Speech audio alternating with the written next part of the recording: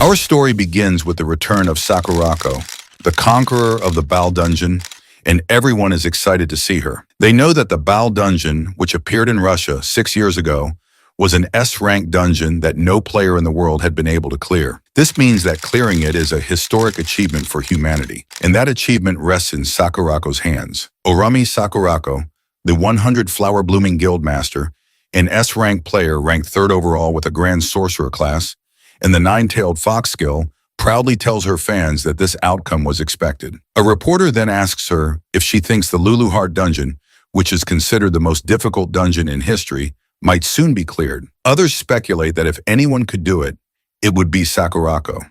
She smirks at the mention of the ultimate goal of all players, but tells everyone it has nothing to do with her. She arrogantly announces that she clears dungeons for herself. Then she walks off toward her car as reporters chase after her, trying to question her further, but she ignores them. Meanwhile, in our protagonist Kaki Yukari's house, he is watching Sakurako's video and realizes it's about time for his part-time job. He stands up to change his clothes, wondering if he remembered correctly that his job today was transporting supplies to a dungeon. He then recalls Sakurako's arrogant announcement about clearing dungeons for herself and falls silent for a moment. Later, on a city rooftop, he stands gazing at the dungeon tower in front of him, thinking that even he wishes he could challenge it. The Lulu Heart Dungeon is the first dungeon to have appeared in this world and is the most difficult dungeon globally, with no one ever having cleared it. Every time the news introduces a new player, Yukari dreams that one day he could be one of them, but it never happens. When he was evaluated, the specialists apologized and told him he was skillless and therefore unable to enter dungeons. Still, he remained persistent and tried to challenge dungeons. However, players didn't want to work with someone who was skillless and bullied him, calling him useless. Even his coworker advised him to stop dreaming, insisting that he didn't mean to be harsh, but was simply being a friend, saying he understood Yukari didn't want to accept it. But the truth was that he had no talent. Skillless, a term used for those who cannot receive the benefits of skills and are unable to become players. If a skillless person enters a dungeon, 90% of them die, and the remaining 10% go missing. Because of this, people without skills are no longer allowed to be involved with dungeon gates. Yukari knows in his mind that he is skillless and not one of the chosen ones, and yet he still can't give up. So he continues working part-time jobs related to dungeons, thinking how foolish he is for doing so. He looks at his new sword sadly, knowing that even though he bought it, there may never be a day when he gets to use it. Suddenly, the ground shakes and everyone is shocked by a loud growl. The system then issues a warning. A dungeon break has occurred. From the Panam dungeon, the plague that spreads in solitude is descending. The nun who devours the future from the Oryx dungeon and the lamb mistaken for all time from the Forest dungeon also emerge. Yukari and other citizens begin to flee while the system repeatedly warns that a swarm of the lamb mistaken for all time continues to pour out. One of the monsters chases him. He runs with all his might, wondering why there are monsters in the middle of the city and what on earth is happening. He swings his sword backward to slash at the monster, but is shocked when the sword he just bought breaks in half without even scratching it. He looks back in fear and sees the monster's mouth about to bite him. He thinks he's going to die. Luckily, someone powerful appears just in time and uses the Scarlet Leafly Flash skill to slash the monster into pieces. She lands in front of him and asks if he is hurt. He is stunned when he sees Oramachi Sierra, a member of the 100 Flower Blooming Guild, an S-rank player ranked 8th with a Swordmaster class and the Eye of Truth skill. He stutters a thank you for saving him. She turns around and explains that monsters are overflowing from dungeons all over the world and that the area is especially dangerous, so he must flee at once. Yet, he asks if there's anything he can do to help. She replies with concern on her face that the only thing he can do right now is run away. He wants to object, but he knows better than anyone that he can't do anything. He replies that she's probably right. Sarah then walks forward and shouts for him to run now. He obeys and runs in the opposite direction, leaving Sarah behind to face the swarm of monsters, her eyes closed in despair and guilt. Minutes later, he stopped running to catch his breath and hid behind a nearby car park. Yet he noticed that no matter where he ran, there were monsters. He continued running, knowing the main streets were too exposed and he had to escape into the alleyways. But he was shocked when he saw a lady lying in a pool of blood and asked her worriedly if she was okay. The lady simply asked him back if he was human. He bent down next to her, telling her they needed to get her to a hospital quickly. Knowing that with wounds like hers, there was no way to save her, he hesitated but remembered Sierra, who had saved him. He told himself that he couldn't just run away again, that there had to be something he could do. He was about to grab her and say he would take her somewhere safe, but she slapped his hand away and shouted at him not to touch her. She added that she hadn't fallen so low as to need help from a mere human, but he grabbed her forcefully, shocking her. She shouted, asking if she hadn't already told him not to touch her. He placed her on his back and ran with all his might. While she kept shouting at him to let her go, he simply shouted back for her to hold on because they were running. Meanwhile, the plague dragon that spread in solitude flew above the city, gathered power in its mouth, and released it downward, causing a massive explosion that turned everything to dust. Yukari, who was carrying the lady, was caught in the blast and thrown violently to the ground. He slammed and bounced a few times before stopping himself from rolling. He immediately sat up, trying to comprehend what had just happened. But when he looked back, he was shocked to see the dragon's eyes staring directly at him. He froze in fear, but grew confused when the dragon looked past him and began scanning the area, showing no interest in him. He wondered why it wasn't attacking. Perhaps it was searching for something. Snapping out of it, he realized he needed to help the lady. He frantically searched and found her lying on the ground nearby. He lifted her back onto his back and began running again. She looked at him and calmly asked why he kept resisting so much. She explained that even if they kept running, both of them would die anyway, and asked if that wasn't obvious. But he kept running and replied that she was absolutely right. Yet even so, that wasn't a reason to do nothing. He said he would simply do what he could right now, which surprised her. She then asked him if, in other words, he wanted to change the situation. He replied that he did and added that if he could, he'd even save the world. But he knew he couldn't. That was why, at the very least, he just wanted to save her. This surprised her even more. She calmly responded by saying, "Is that so?" and told him that their interests aligned. She pushed him away slightly, admitting she hated the idea of relying on a fragile human, but since he was the only vessel available, she had no choice. She offered him the chance to save the world in exchange for his soul. He asked how she could even do that, and she answered that it would be by going back to the past and starting over. She then ordered him to state his name, and he replied that his name was Kanaki Yukari. She cast a magic circle with overwhelming dark power, which shocked him. She introduced herself as Lulu Heart, the soul-devouring demon lord and ruler of the Lulu Heart dungeon. He couldn't believe he was seeing a demon lord. He then saw her take out a bright star and heard her say that the Lulu Heart dungeon was a golden memory that must never be lost. She squeezed the star and told him she was entrusting its fate to him. Suddenly, a strong force dragged him away, and the system displayed a message stating that although his life was empty, he had risked it to save the girl in the world. In recognition of his deed, the round table granted him a skill. However, the system encountered an error. It detected that he lacked talent and causality.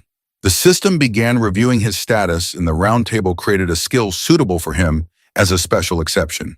The system then generated a skill and revealed that he had been granted the skill Lost Man, a skill that loses oneself with an unknown rank. The system expressed respect and bestowed a blessing for his resolve to lose everything. A moment later, he opened his eyes and sat up in shock. He looked at his tablet and saw news about a new Baal dungeon appearing in Russia. He couldn't believe it, knowing that was a story from 6 years ago. He was even more shocked when he saw the date on his phone, wondering why it showed a date from 6 years ago. Suddenly, a lady with a sharp horn spoke, telling him that he had finally woken up. She smiled at him, causing him to drop his phone in horror as he wondered what had happened. Years ago, the Tower of Beginnings suddenly appeared in Shinjuku, and it was called the Lulu Heart Dungeon. As if in response, dungeon towers began emerging one after another across the world, and within them resided supernatural monsters. In contrast, those who awakened to extraordinary powers and skills also began to appear. These individuals were called players. Skills allowed their wielders to perform feats impossible for ordinary humans, defying the very laws of physics. Those chosen by skills ventured into dungeons, marking the beginning of a new era centered around them. In the present, a young Lulu Heart smiles at him, and in panic, he asks her what has happened. She simply replies that he has regressed, which confuses him even more. She then explains that he has regressed roughly 6 years into the past, and it was the result of the demon lord Lulu Heart's grand magic. He asks her if going back in time is even possible, and she proudly replies that nothing is impossible for her. However, she admits that she lost most of her magical power, which is why she ended up in such an adorable form, and informs him that no one else can see her but him. He then realizes that she seems somewhat familiar. Recalling the older Lulu heart, she tells him that she has fulfilled her part of the contract, so now it's his turn to fulfill his. He will be working to stop the dungeon break. He responds that he'd love to help, but he has no idea what to do. She explains that the dungeon break was a calamity caused by demon lords ruling over other dungeons. Their objective was to invade her Lulu heart dungeon, which held the greatest concentration of magical power in the world. She adds that since they couldn't defeat someone as powerful as her alone, they formed an alliance across all dungeons. This means that if they systematically conquer every dungeon in this world, they can prevent that future from happening. However, he responds that it's really hard for him to say, but he admits he's incredibly weak and has no skills. He adds that he has never even set foot inside a dungeon before. Yet he is shocked when she asks, "What about it?" and tells him it doesn't matter in the slightest. What's important is his resolve. She explains to him that to a demon lord like her, humans are all the same, so he shouldn't worry. She assures him that she will personally train him to become the strongest. She then firmly and confidently swears to him that he will surpass the limits of humanity and protect her beloved Lulu Heart dungeon. A moment later in the Frank dungeon, Lemura, they arrive. He looks around as it's his first time stepping into a dungeon, but instead of excitement, he feels a sense of restlessness. He then asks her about the training she mentioned. She releases her power floating in the air and replies that he'll understand once they start. Seeing her dark magical power, he panics, shouting for her to wait a moment and asking what she's about to do. But she simply reaches out and places her hand on his chest, making him scream in pain. He feels dizzy and wonders what is happening. His head begins to ache so badly it feels like it's splitting. Yet she calmly explains that she infused her magic directly into his magical circuits. Now, even someone as skillless as him should be able to sense magic. He kneels on the ground in pain as her magic spreads through his body, and he wonders what she's talking about. She tells him that it seems by acquiring a skill, he also obtained a magical circuit to handle mana, but he doesn't listen. His body is overwhelmed with pain, burning from the inside. He can't think properly and feels himself slowly losing consciousness. At that moment, he wishes there were no pain. The system detects his desire to lose pain, and because of it, he meets the conditions of his unique skill, Lost Man. Suddenly, he feels the pain vanish. When he looks up, the system shows him that the pain has been lost. However, since the skill is only level 1, the effect duration is limited. He couldn't believe that the pain was gone and felt something circulating throughout his body. He looked at his hand and saw magical power, prompting him to ask if it was mana. He knew that mana was essential for using skills in class magic, and remembered that in the world before his regression, he couldn't even sense it. He clenched his hand, overjoyed to see magical power flowing from his body. Lulu Heart, who saw his system as well, asked him if she was right in saying that his skill was a pretty convenient ability. She remarked that humans had too many unnecessary things. Then she decided to begin their training and instructed him to try gathering the mana flowing through his body into his legs. She infused her mana into his legs while explaining that if he could control mana well enough, he could move beyond human limits. He focused intently and tried his best to gather his mana into his legs. For a second, he managed to channel some mana there, but it quickly spread back through his body. He told her that he couldn't control it properly. Whenever he tried to gather mana into his legs, it dispersed midway. She responded that she hadn't expected him to succeed from the start, which surprised him. He commented that she was kinder than he expected, admitting that he thought she would push him to get it right immediately. However, she smirked and laughingly told him that his will and ability didn't matter in the slightest. Confused, he asked what the hell that was supposed to mean. Then he noticed a sound around them and asked her if she heard it too. Suddenly, a monster appeared, rushing toward him. He froze for a second, then snapped to attention when he realized it was an orc. The orc chased after him as he ran, shouting in panic, asking what was happening and why there was an orc at the entrance. Floating beside him, she reminded him that even weakened, he had absorbed the demon lord. To a monster, that was like the finest delicacy appearing before its eyes. She then excitedly told him that monsters would now come to devour him. Meanwhile, she gracefully floated around with tea and cake while he ran for his life, shouting that he had never fought before. She calmly sat down midair and explained that if he infused mana into his legs and accelerated, he should be able to escape. He shouted back that was exactly what he couldn't do, which was why he was in trouble. She only looked confused at his complaint and asked if she was right in thinking that he should just get better at it. He shouted at her that she was the worst. The orc raised its spiked hammer and swung it down at him. In the emergency situation, he managed to channel mana into his legs and, in a panic, strengthened them. He jumped away just in time, avoiding the hammer that would have crushed him, leaving the orc shocked. A short distance away, he stopped and realized that for a moment, mana had surged into his legs, evident from the deep footprint left behind. He felt his entire body overflowing with power and was thrilled to experience mana manipulation for the first time. Lulu Heart told him it was fine to be amazed, but he would die if he didn't act. Looking up, he saw more massive orcs standing in front of him. One of them swung its hammer down, and he froze in fear, thinking this was the end. The orc struck him and crushed him in one hit. The system displayed that he had died, and the round table would retrieve his skills. But then he heard Lulu Heart's voice saying, "That won't do." She asked why he was dying and leaving her behind, as if she'd ever allow that. A demon hand then appeared, shattering the system's attempt to retrieve his skill. The system errored briefly and displayed a new message.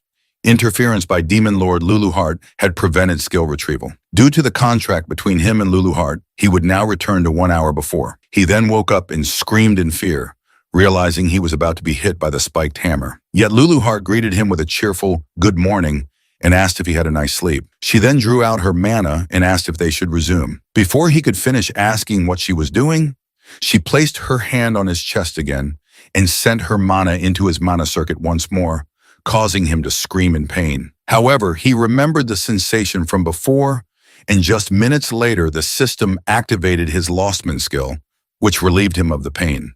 Furious, he asked her what she was doing, but she simply asked him back if he had time to be spouting nonsense. At that moment, he felt a presence behind him. Fortunately, he jumped away in time before he was crushed again. He began to run while shouting that he thought he had died. Lulu Heart confirmed that he had died. He'd been crushed by an orc and turned into mincemeat. He asked her why he was alive again.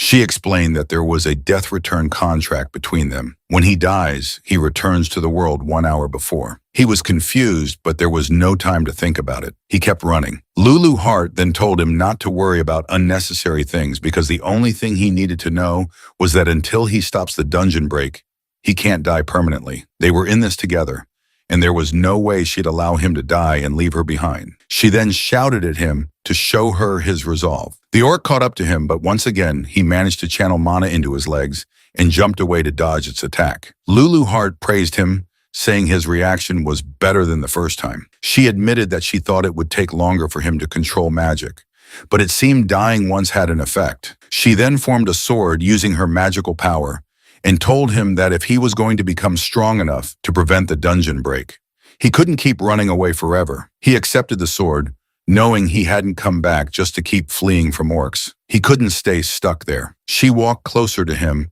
and told him that she would only say this once, so he should pay attention. She began explaining that the magic circuits inside him, the parts that connect to the magic overflowing in the world, were linked to his soul. In other words, with a strong will, he could control magic.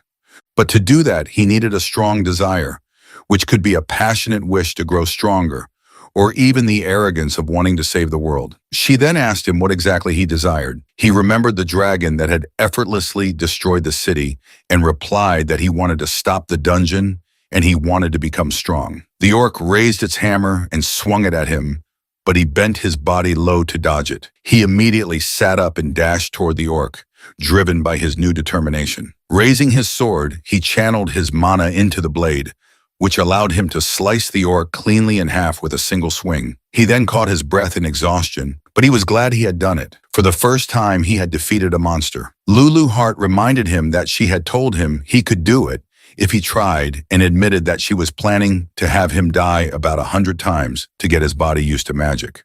But thanks to his Lostman skill, it had saved them both some trouble, making him realize once again that Lulu Heart was really the worst. They suddenly heard footsteps rushing toward them and saw a large group of orcs charging forward. Lulu Heart excitedly shouted to him that the next wave was coming. He quickly channeled mana into his legs and jumped above the oncoming orcs, running through the air at high speed as he felt magic coursing through his entire body. Descending towards the orc, he slashed one of the orcs cleanly in half. Dodging another orc's attack, He spun his body and sliced through it with one smooth swing. His body, moving beyond imagination, responded with precision.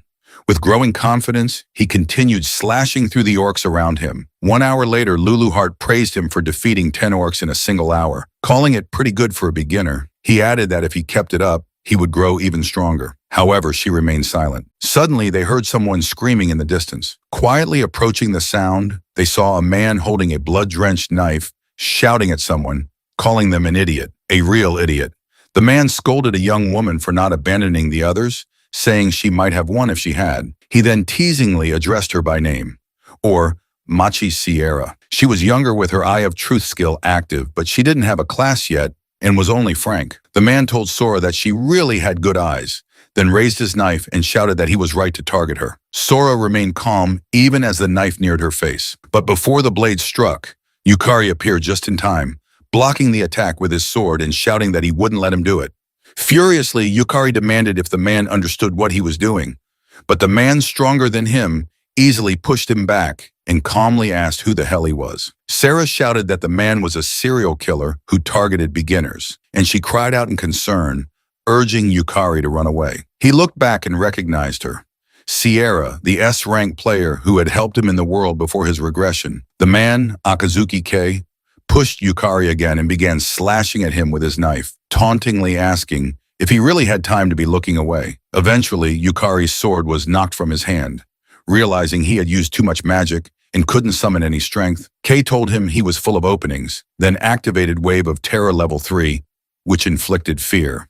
The system displayed that Yukari was affected by terror status. He would feel intense fear toward Akazuki Kei, be unable to use skills, and have reduced stats for a certain period of time. Kei struck him with his knife, stabbing him through the abdomen. Yukari screamed in pain as the blade pierced him. Kei pulled the knife out and calmly turned his attention back to Sierra, who was already badly injured. Still conscious, Yukari managed to tell him to stop, but Kei continued forward. He knelt beside Sierra, saying he just wanted to understand what those skills were all about. Yukari could only watch in horror as Sierra screamed. Kei had stabbed her eye.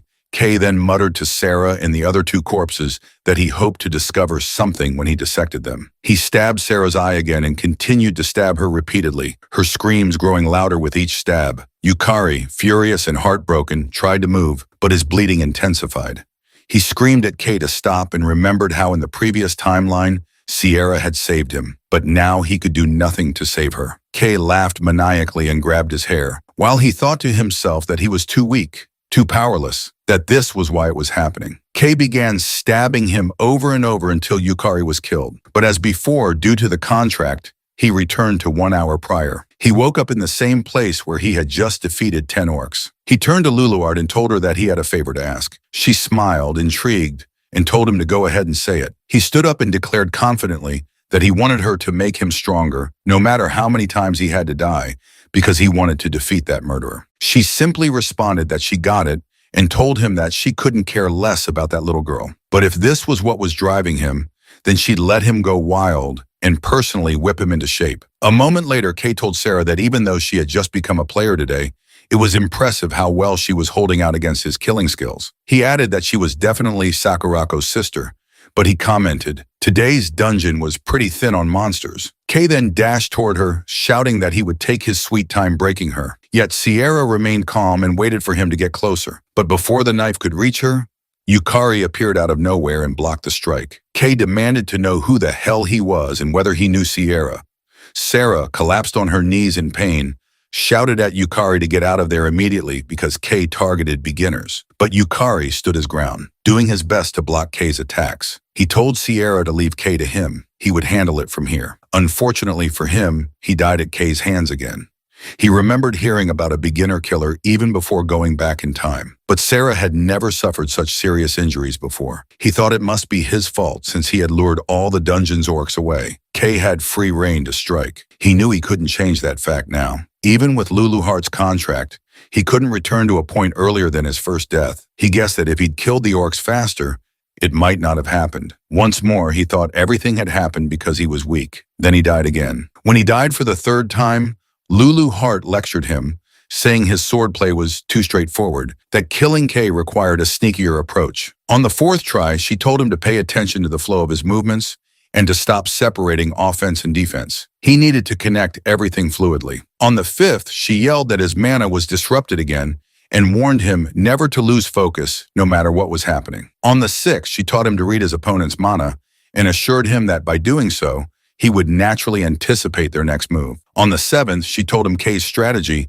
relied heavily on counters, so Yukari needed to bait him into attacking. On the eighth attempt, Sierra, who had been watching, asked why he was going so far for them. On the 10th death, Luluhart asked if he wasn't afraid of dying. He replied that he had nothing left, and if he didn't put everything on the line, he wouldn't be able to save anyone, even if it cost him his life. This amazed and surprised Luluhart at the same time. He knew that if he gave up now, the dungeon break would result in countless deaths. And when weighing the lives of everyone else against his own pain, the choice was obvious. Luluhart silently watched him continue trying to defeat the murderer and die once more. She remembered all the people she had seen in dungeons, how they abandoned their teammates without hesitation and only looked out for themselves. That's why she couldn't understand why Yukari kept sacrificing himself for others. Yukari died again and again at the murderer's hands for hours until Kay was finally impressed by how Yukari read his movements as if it were his first time. He didn't realize Yukari had died so many times that he could now predict Kay's actions instinctively. Kay arrogantly told him that the difference between them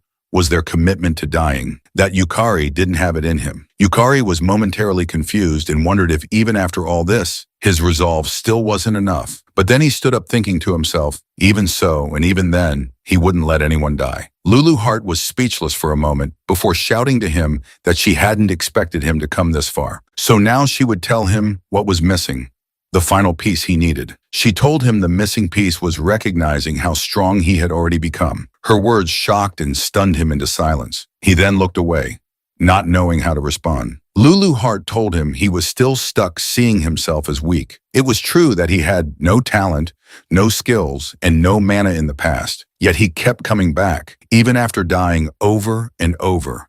Even though he could have abandoned that little girl and run, he didn't. He was about to argue with her about abandoning Sierra, but she cut him off, stating that he hadn't run.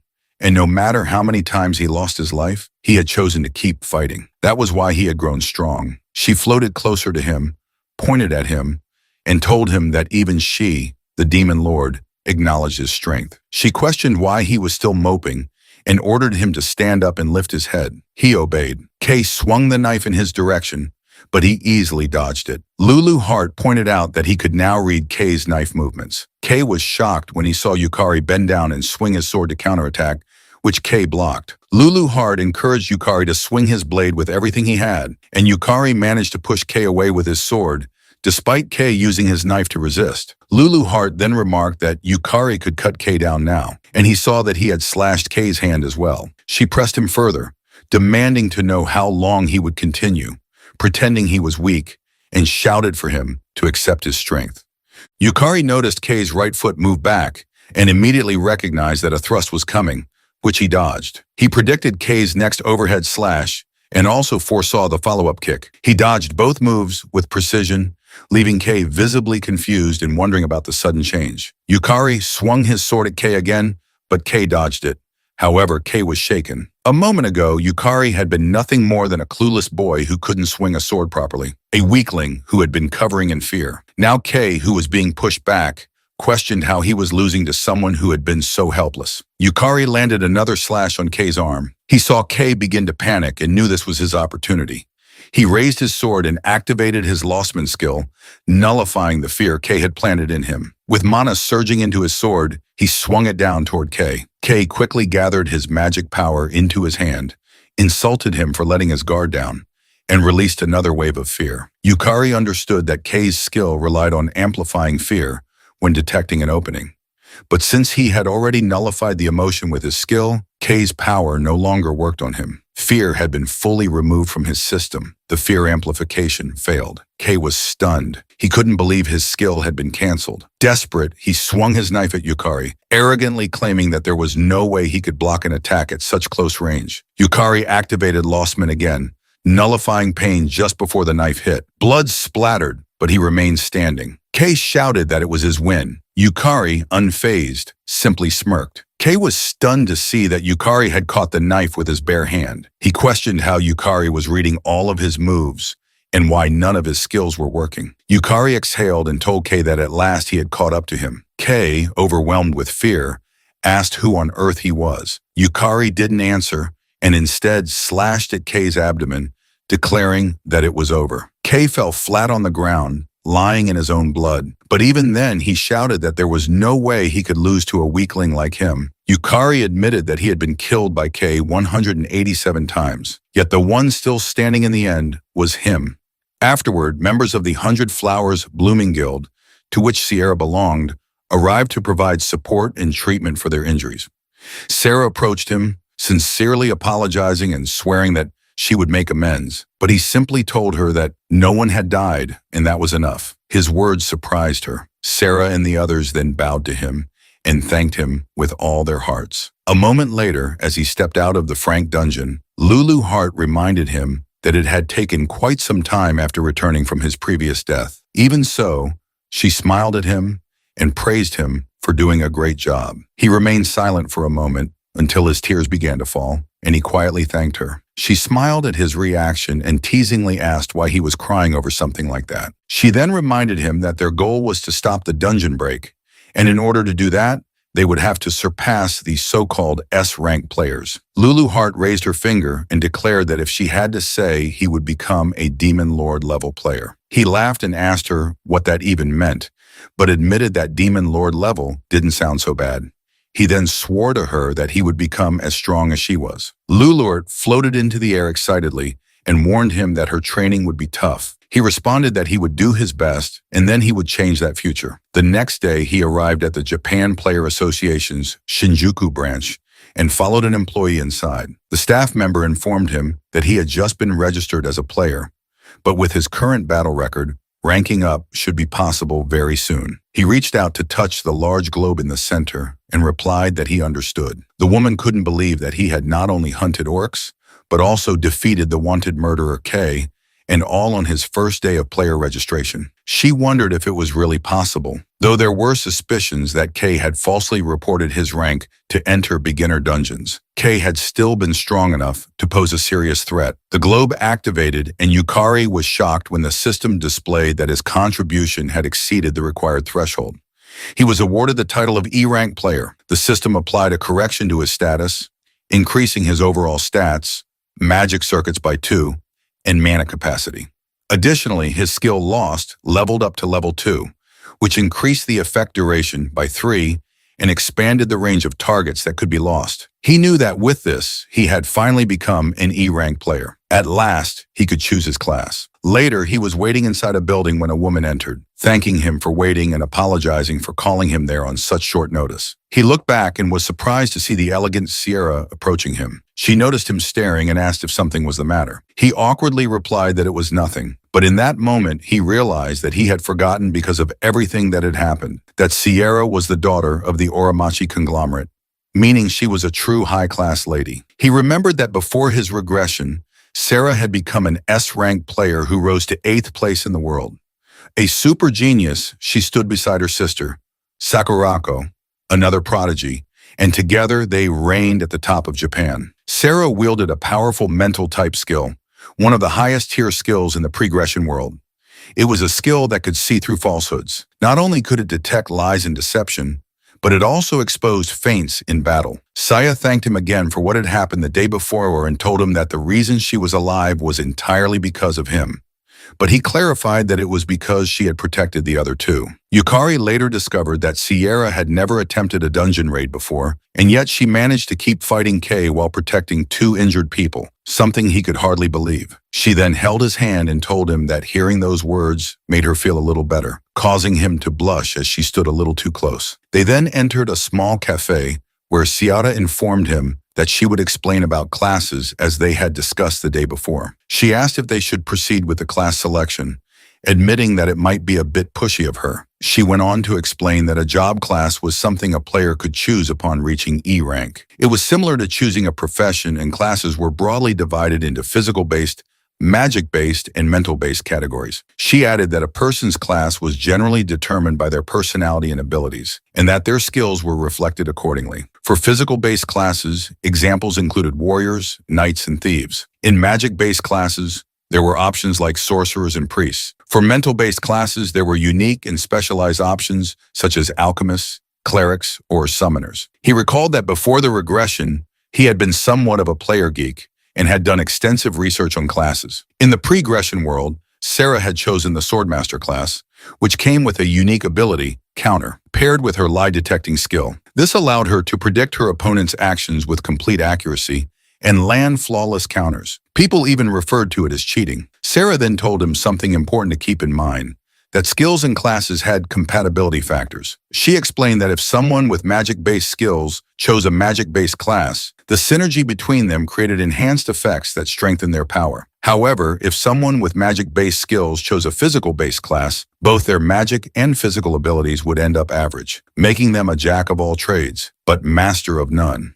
She added that although she didn't know exactly what his skill did, he should be careful. He thanked her, saying the information was helpful. He then realized that his skill, Lostman, was something he had never heard of before, even in his past life, and had no idea what kind of class options he would receive. Lulu Hart, who was floating nearby, appeared to understand the logic behind people having abilities after hearing Sarah's explanation. Sarah stood up and waved goodbye to him, saying she needed to go first for her class evaluation. Later in the same cafe, Sierra returned and thanked him for waiting. He asked if she had decided on her class. She replied that she had, and told him she had received about 4 options, including Swordmaster and Paladin. He was shocked, knowing that even having that many high-tier options at her level would normally label someone a genius. Sierra then excitedly shared that she had chosen the S-rank classmate. This shocked him even more, knowing that it was indeed an S-rank class that combined elegant magic with cold, calculated combat techniques. He recalled that before the regression,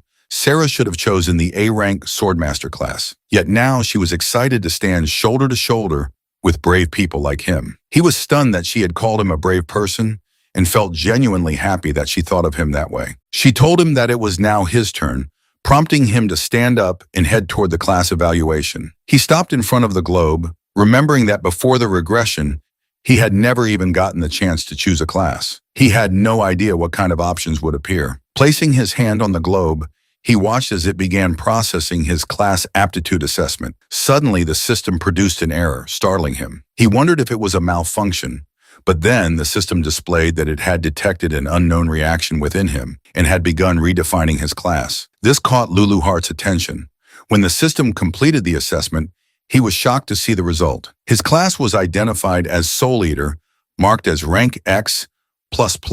It wielded the power of the soul-devouring demon lord. The system explained that soul eaters could sometimes devour their enemies to absorb their strength, while at other times they commanded the subdued souls to dominate the battlefield. He was completely confused as this class had never even appeared as an option before. Then several class-specific skills unlocked before him: Soul Loss, Soul Trial, Soul Devour, and Soul Harvest. Overwhelmed, he shouted that he had never heard of any of this, not even before the regression, and frantically asked what it all meant. Lulu Hart grabbed his shoulder and shouted back that it was her ability. They examined his new class carefully, and Lulu Hart wondered aloud if the ghosts of the round system had judged her as part of the darkness. The system then proceeded to explain every class skill he had unlocked. A moment later, he returned to the cafe where Lulu Hart was waiting. She asked him if he had chosen a class, and he confirmed that he had, revealing that it was a class called Soul Eater. Lulu Hart responded that she had never heard of such a class before and appeared confused, noting that both of them had ended up with unprecedented, unique classes. Suddenly appearing beside him, Lulu Hart shouted that it was perfect timing. She ordered him to challenge Sierra to a mock battle, instructing him to fight using his power and test out his class. She added that they would talk afterward, which startled him. Minutes later, inside the indoor arena at the Japan Player Association's Shinjuku branch, he stood across from Sarah to begin their mock battle. He was surprised when he saw that she was wearing a maid outfit and asked why. She casually replied that it was because the outfit excited her. News had quickly spread, and players began gathering inside upon hearing that Sierra was about to fight. Her opponent was a rookie who had defeated Kay, the notorious beginner hunter. One of the staff members announced the start of the match and called for the battle to begin as the two faced each other. He reminded himself that Soul Eater was an unknown class, and this would be his first time testing it in actual combat. He activated his Soul Loss skill, which boosted his magic power, but simultaneously debuffed his stamina. He was shocked by the debuff. Before he could fully process what was happening, the system indicated that his Lostman skill had activated and had nullified the emotion of hatred. Lulu Hart then appeared above him, teasingly noting that she had forgotten to mention that her power was incredibly strong, but came with drawbacks. He quickly figured out that she had likely left that part out on purpose. Snapping him back to the moment, Sierra asked if he was finished testing his class. He assured her that he was ready. Sierra smiled briefly at his answer, but within a second, her expression grew serious. She warned that she was coming. He focused his gaze as she dashed forward. She was fast. The system displayed that Maid's work tools had been activated, a class skill that manifested exclusive tools used by maids. Various weapons appeared as part of the summoning. She threw several kitchen knives at him, which he managed to deflect. Despite this, Sierra continued closing the distance. She drew the sword at her waist and swung it at him. Fortunately, he blocked it with his own sword. He quickly realized that Sarah's lie detection ability also allowed her to see through combat feints, meaning he had no choice but to confront her head-on. Sarah questioned whether he really had time to think, then threw another knife at him. He bent backward just in time to dodge it. Immediately, he straightened his posture and looked toward her. She was already summoning additional weapons. Knowing she was preparing for another attack, he activated his Lost Man skill again, nullifying fear. She threw several more knives at once, but he blocked, dodged, and evaded them effortlessly as he dashed toward her. She was shocked and asked if what she was seeing was real. She was even more stunned when he appeared in front of her, with incredible speed, ready to swing his sword. Sierra managed to block the attack, but she felt the overwhelming force behind it. He then forcefully pushed her back, stunning the watching players around the arena. He felt magical power overflowing through his body, thanks to the effects of soul loss, and the sensation excited him. For the first time, he was truly experiencing the full potential of his class skill. On the other hand, Sarah landed on the floor with her foot and thought to herself that his straightforward fighting style was something else. Unlike Kay, it would have been easier if he had used feints. She was then shocked when she saw him charging toward her at high speed.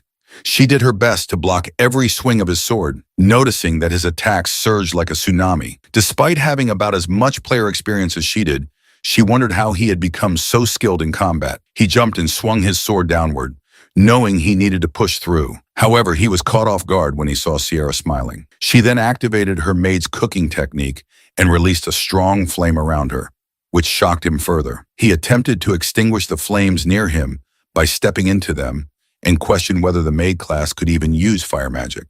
Sarah responded proudly that no one handled fire better than a maid and declared that she would cook him too. She then released even stronger flames around him. He sprinted away at speed, dodging the inferno while shouting in disbelief that it didn't make any sense. Sarah hurled even hotter flames at him and dashed forward with her sword, reminding him that a maid's job included cooking, and cooking meant fire.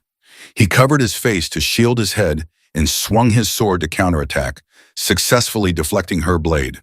Although he struggled against the searing heat, in that moment, he realized this was Sarah's true power. Power that would one day elevate her to strength. He thought to himself that if Sarah had a proper team, even Kay wouldn't have stood a chance. She summoned another barrage of knives and declared that she wasn't done yet. He remained silent and simply stared at her, impressed by the determination in her eyes. Despite everything, there was no sign she was giving up. She threw the knives at him and he tried his best to deflect them. However, one slipped through his defense and struck him in the arm. Suddenly, Sierra appeared in front of him and declared the battle over. Anticipating her move, he immediately controlled his mana internally and released it outward while swinging his sword upward. He activated his Lostman skill, nullifying the pain just before her kick landed. Because of it, he felt nothing and remained standing firmly, which shocked her. She couldn't believe it. Despite delivering a direct hit, he showed no reaction. He then swung his sword forward and she managed to block it. The system displayed that his health had dropped below 50%, meeting the activation condition for the soul loss skill. This triggered Abyss Soul, further increasing his magic power. He launched another strike at her, and Sar couldn't believe his magic output was rising even under such conditions. He continued his assault. She blocked once again with her daggers, but they began to crack under the sheer weight of his attacks. He pressed forward, swinging at her relentlessly, and she realized that she wouldn't be able to block them all. He noticed her beginning to struggle and recognized that the end was near. He positioned himself for the final blow and declared that it would be the finishing strike. Imbuing mana in his sword, he swung his sword at her, sending her flying across the arena and ending the match. The announcer declared him the winner. Sarah stood up calmly and acknowledged that she had expected that result from Yukari. She then extended her hand to him, admitting that it was a complete defeat for her. He shook her hand and responded that it was just luck, adding that if they fought again, she would likely win. She asked him seriously if he really meant it, to which he replied yes, telling her that he believed she would become the best player. But then he heard her make an unpleasant sound. Looking at her with confusion, he asked her why. Suddenly, she screamed in frustration, shocking him. She began shouting, demanding to know what that movement was and why he had jumped straight into a barrage of throwing knives. Trembling slightly, she asked if the screws in his head were completely loose. He could only laugh awkwardly in response. He realized then that Sierra was far more expressive than he had initially thought. She yelled that she had been so sure she'd win with that spinning kick, and her own inexperience was absolutely infuriating. Then she pointed at him, startling him, and swore that she wouldn't lose the next time. He was taken aback for a moment, but then smiled and told her that he would win again next time. The following day, in front of the E-rank dungeon known as Realm Gate, he asked Luluheart to confirm if this was the correct dungeon. She affirmed that it was and explained that it should be the perfect place to test the Soul Eater's abilities. She informed him that she had picked an easy dungeon so he could take it easy, and he agreed. He stepped forward confidently while Luluheart smiled, watching him enter the E-rank dungeon. Moments later, outside the dungeon, the guards were shocked and questioning what was happening. They reported to their captain that there was a sudden magic surge inside the dungeon. It had transformed into a red dungeon. They immediately rushed to call for backup from the 100 Flowers Blooming Guild and alerted the player association. Meanwhile, inside the dungeon, Yukari was already busy cutting monsters in half, when another monster appeared behind him and swung its sword to kill him. He easily dodged the attack and moved away instantly. He then lifted his sword and swung it backward, severing the monster's head in a clean strike. Without stopping, he rushed forward and slashed through the monster in front of him as well. Minutes later, he was kneeling on the ground in exhaustion, asking Luluheart why the enemies were so strong if this was supposed to be an E-rank dungeon. Luluheart remained silent, not because she didn't know, but because she was surprised. Despite it being a red dungeon where monsters entered a berserk rampage and became several times stronger, Yukari had taken them down during his first encounter. Not only that, he had overpowered them without dying even once. She smirked, realizing that Yukari's growth was progressing much faster than she had anticipated. In that moment, she thought to herself that he was truly interesting. Luluheart laughed to herself, thinking that she would have to prepare even harsher training going forward, which immediately terrified him. The system then displayed that his class ability, Soul Eater, had auto-activated. He was surprised when he saw mana pouring from the defeated monsters' bodies and entering his own. He felt his body rapidly filling with energy. The system notified him that his mana capacity and status had increased. Luluheart explained that he had consumed the monsters' souls, which were being converted into mana. She added that the more enemies he defeated, the stronger he would become. This was the first true essence of his ability. He acknowledged her insight and remarked that it was to be expected from the original owner of the class. Luluheart then proudly gathered the soul form of one of the monsters and told him this was the second true essence. She made the soul form float toward him. When he asked what it was, the soul entered his body. The system then initiated the draw for his class ability, Soul Harvest. After several seconds of evaluation, he acquired the Armor Knight Soul, a soul clad in sturdy armor with high resistance to physical attacks, which shocked him. Luluheart explained that a soul was the core of a monster, and that if he supplied it with mana, it could be materialized. He attempted to infuse mana into the soul, which successfully activated his soul command ability, allowing him to materialize the Armor Knight's soul. He summoned the knight and stared in amazement, shouting in excitement that it felt like a summoning spell. Luluheart quickly corrected him, warning not to compare it to mere summoning. It only resembled a puppet because his mana was currently insufficient. She stated that soul embodiment was an ability on par with the creation of life itself. Upon hearing this, he realized he had almost forgotten how powerful Luluheart truly was, given her tiny current form. He nodded at her proudly, which made her annoyed, prompting her to ask if he wanted her to crush him. Moments later, his summoned knight was engaged in combat with a monster knight. While they fought, he rushed behind the enemy, leaped into the air, and slashed it in half with a single swing. He then activated Soul Harvest and slowly extracted the soul form from its body, eventually acquiring it. He summoned it using Soul Command and successfully added it to his growing army. Lulu Hart remarked that he was starting to get the hang of it, but he replied that he could only summon the souls for a few minutes at his current level and needed to raise his rank and increase his mana capacity quickly. Lulu Hart smirked, noting that he was finally beginning to develop some ambition. Minutes later, in the dungeon's burning stage, he revealed the soul forms to Lulu Hart and reported that he had recovered 3 souls so far. She told him that it was not bad at all and gave him an approving smirk. Suddenly, a massive knight appeared at the center of the stage. Lulu Hart calmly noted that it was the only one left. Yukari confidently agreed and stared back at the towering figure, stating that this would be his first boss fight. Meanwhile, at the S-Rank 100 Flowers Blooming Guild, inside the Guildmaster's office, a lady secretary rushed in and called out to Sakurako. She informed her that she had received a report. Among the documents she carried was a file containing Yukari's information, immediately capturing the attention of Sakurako, the strongest player in Japan. The secretary reported to Sakurako that a mana overflow had occurred inside the E-Rank Ram Gate, resulting in the emergence of a red dungeon. Sakurako responded calmly, remarking that it was a nuisance. She then ordered the secretary to immediately dispatch B-rank players and have the 4th squad on standby, just in case. The secretary agreed without hesitation. Sakurako then asked if anyone had already entered the dungeon. The secretary replied that they had received a report of an E-rank player named Kaki Yukari entering alone. Upon hearing his name, Sakurako stopped walking.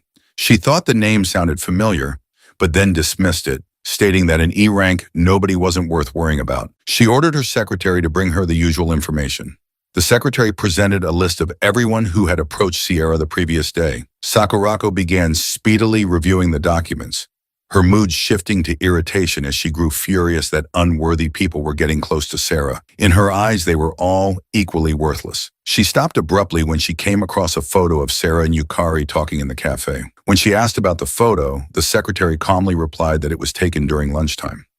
Sakurako pulled the photo from the pile and finally recognized Yukari as the one who had sparred with Sarah. She realized that she had overlooked him at the time, too focused on admiring Sierra's graceful fighting style. Her expression twisted with anger as she pointed at Yukari in the photo, thinking that another worthless insect was trying to latch into her Sierra. Meanwhile, in the E-Rank Dungeon's boss room, Yukari was on his 24th death in regression. Lulu Hart, floating lazily in the air, asked how much longer he planned to keep fighting, admitting that she was getting bored. He was locked in a battle with the boss when he shouted at her to be quiet, insisting the boss was far too strong. Lulu Hart simply smiled, knowing it was not a regular boss. It was a monster supercharged by the dungeon's mana overflow. An easy win was out of the question. Yukari reminded her that she had told him this dungeon was the perfect difficulty, but she teasingly responded by asking whether he didn't want to get stronger. She claimed that facing stronger enemies was exactly how one grew. He yelled that he was an idiot for trusting her, but just then the boss's sword came dangerously close to his head. He narrowly dodged the attack in time. He realized there was a huge rank gap. His attacks barely scratched the enemy, and one slip up could mean instant death. He managed to dodge another swing and deflected the next blow, telling himself that it wasn't as if his attacks were doing nothing at all. Suddenly, the boss dashed at him with incredible speed and launched a powerful fist toward him. Knowing he couldn't dodge, he activated Lost Man to nullify the pain. He blocked the boss's fist with his arm. Thanks to his skill, his health only dropped below 50%. He then activated Soul Loss and Abyss Soul, significantly increasing his mana. With a burst of strength, he pushed the boss's fist away and jumped back. He knew that Soul Loss drastically boosted mana as his health decreased. Though the activation conditions were strict, the resulting power surge was enormous. He stood his ground, telling himself that the real battle began now. Activating Soul Command, he manifested the Armor Knight Soul and ordered it to draw the boss's attention without attacking, focusing solely on defense. The summon followed his command and successfully distracted the boss. Knowing the knight couldn't inflict damage, he relied on its defensive role while moving into position. He reappeared behind the boss and slashed at it, drawing its attention. The boss turned to him. In response, he manifested another Armor Knight Soul and dodged the boss's sword. He ordered his summons to strike whenever the boss focused on him. Following the order, the souls slashed the boss from behind, distracting it again. He wiped the sweat from his brow, confident that he had seen all these patterns through his many regressions. As long as he stayed focused, he wouldn't be hit. He told Lulu Hart that giving orders while fighting had been tricky at first, but he was finally getting used to it. She simply smiled in response, noticing how well he coordinated without overestimating himself. She quietly observed that he truly shined the brightest when pushed to his limits. Elsewhere in the 100 Flowers Blooming Guild, Sakurako told her secretary that everything had worked out perfectly. When asked how, she explained that a red dungeon formed due to mana overflow, dramatically increasing its difficulty, something a beginner could never clear solo. She then tore the photo of Yukari in half, coldly, stating that by now he was probably nothing more than dust. She ripped the image into pieces and hugged Sierra's photo tightly, telling her secretary that she was sure they both agreed. Any worthless insect crawling near Sierra should die. The secretary agreed nervously, quietly backing away in fear. Sakurako then recalled the video of Yukari defeating Sierra and admitted that if by some miracle an E-rank beginner managed to clear a red dungeon, it would shake the entire ranking system to its core. It would be an unprecedented historical event, something not seen since the dawn of dungeon history. Meanwhile, inside the E-rank dungeon, Yukari activated Soul Loss again, boosting his mana and nullifying fear. He gathered mana into his foot and leaped toward the boss from behind. As his health decreased another 10% due to his skills debuff, his abyss soul entered a hyperactive state, dramatically increasing his mana. He brought his sword down with all his might in one decisive strike, landing a blow to the boss's head. Lulu Hart smirked proudly as she watched. With that, he successfully defeated the dungeon boss, the Knight of Flames, Homer, and claimed the Ring of Flames dropped upon its death. He also acquired Homer's soul. Hours later, in Sakurako's private room at the 100 Flowers Blooming Guild, she was stunned to hear that Yukari had cleared a red dungeon. Her secretary reported that it appeared Yukari had done it solo, which shocked her even more. Knowing that red dungeons featured drastically higher monster strength and overall difficulty, she found it unthinkable that a total novice could manage such a feat after just a few days as a player.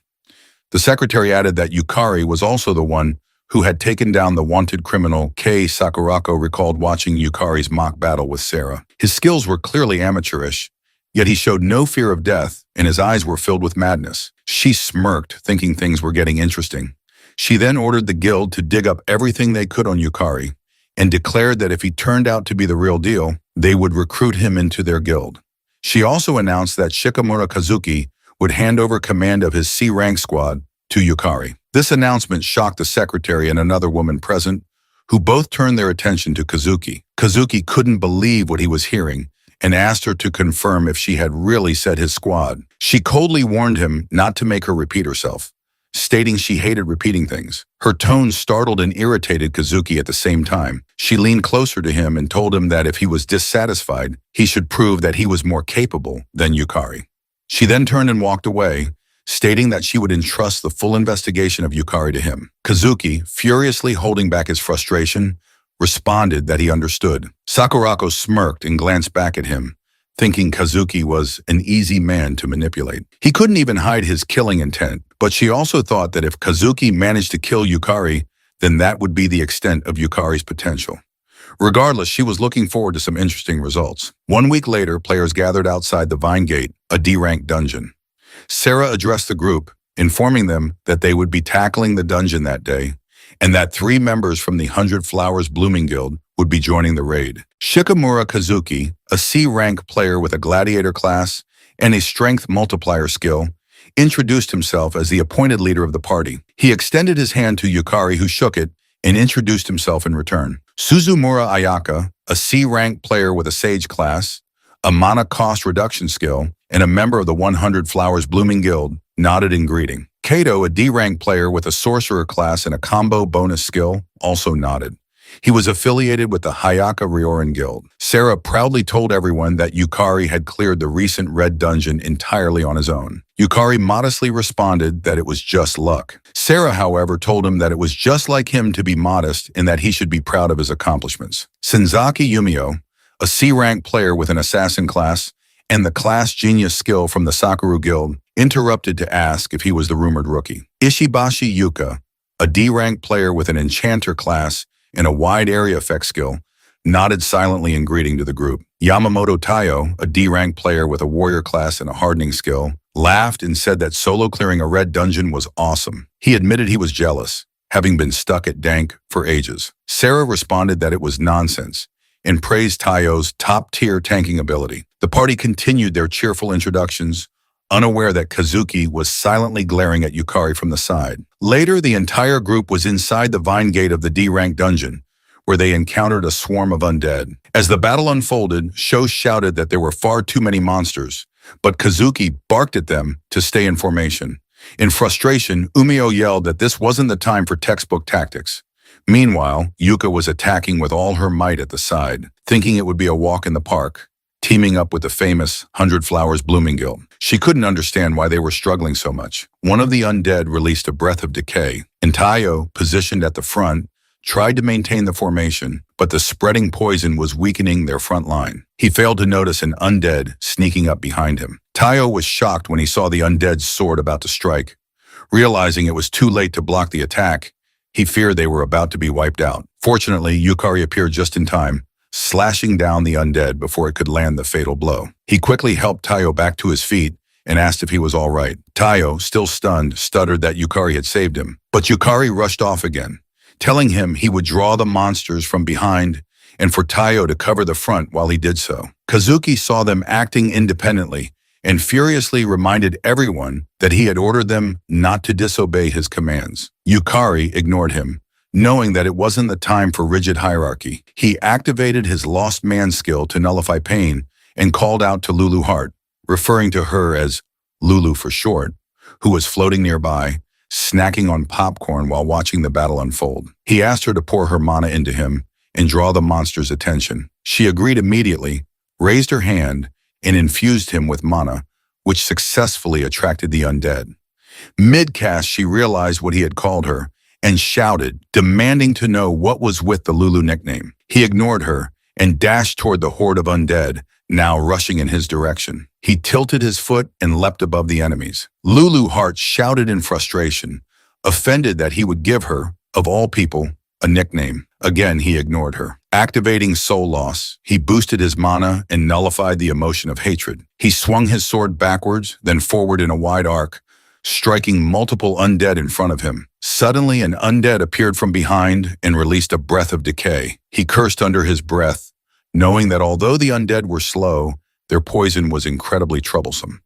The system then notified him that his desire to nullify the poison had been confirmed, triggering Lostman, which purged the poison from his body. Shocked, he felt the sickness vanish completely and theorized that status effects applied to him were recognized by the system as part of himself. With renewed energy, he spun his sword with greater force, realizing he could push even harder now. Compared to the monsters in the red dungeon, the undead were slow and lacked strong willpower. He continued swinging, cutting down the swarm almost entirely on his own. Umeko watched in disbelief and asked what was up with him, wondering if he was really just an E-rank. Taiyo watched with a smile, thinking to himself that this was the skill of someone who had cleared a red dungeon solo.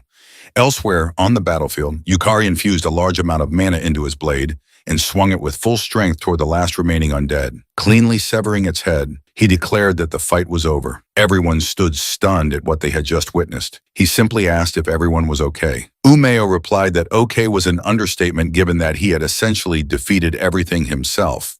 He responded that it was only possible because everyone had his back. He then cheerfully approached Yumo, unaware that Kazuki was watching from the side, fuming. Kazuki silently raged, thinking Yukari was making him look like a fool. He remembered Sakurako's words, her command to prove he was more capable than Yukari. Clenching his fists, Kazuki swore to himself that he would show everyone he was the better player.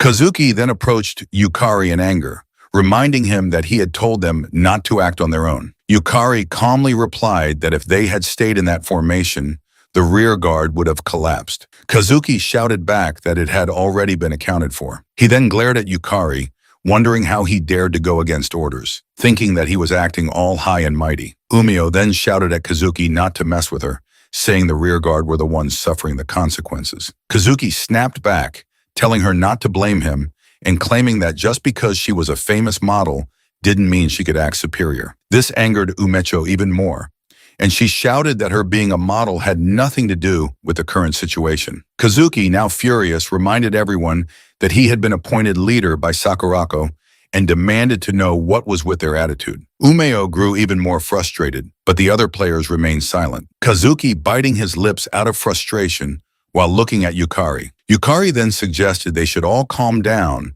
as they were still inside a dungeon and the situation remained dangerous. Sarah agreed and said they should begin by reassessing their formation. Kazuki calmed down upon hearing Sarah's words and agreed, which only irritated Umeo further. Lulu Hart, observing the exchange, remarked that humans were as awful as ever. But what was even worse was that Yukari had given her a nickname. Yukari looked at her and explained that shorter names were easier to call out during battle. He was confused to see her floating upside down in front of him, but she simply sighed and told him to do as he pleased on the condition that he properly collected the souls of the monsters in the dungeon. He nodded and confidently promised to leave it to him. A moment later, they walked deeper into the dungeon and came across two different doors. Kazuki glanced at Yukari, noticing that he kept acting like the leader, even though it was he who had been entrusted with command by Sakurako. Kazuki thought to himself that at the very least, he had to be the one to defeat the boss.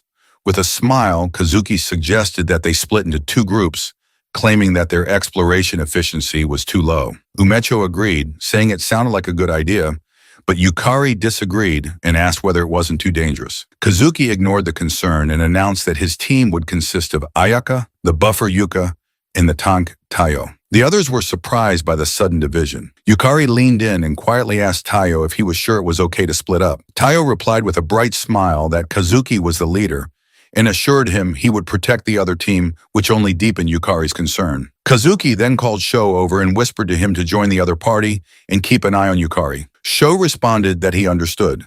Looking at Yukari, Sho wondered why Sakurako and Kazuki were so focused on someone who was essentially a nobody. Sho found the whole thing a pain and thought that he just wanted to go home. The group then split into Party A and Party B, each with 4 members. A moment later, Party B was in one of the dungeon rooms swinging their weapons. Yukari called out that enemies were also coming from the right and that he would draw their aggro while the others followed up with attacks. He activated Lostman to nullify the pain and dashed forward at high speed, telling Luluart he was counting on her.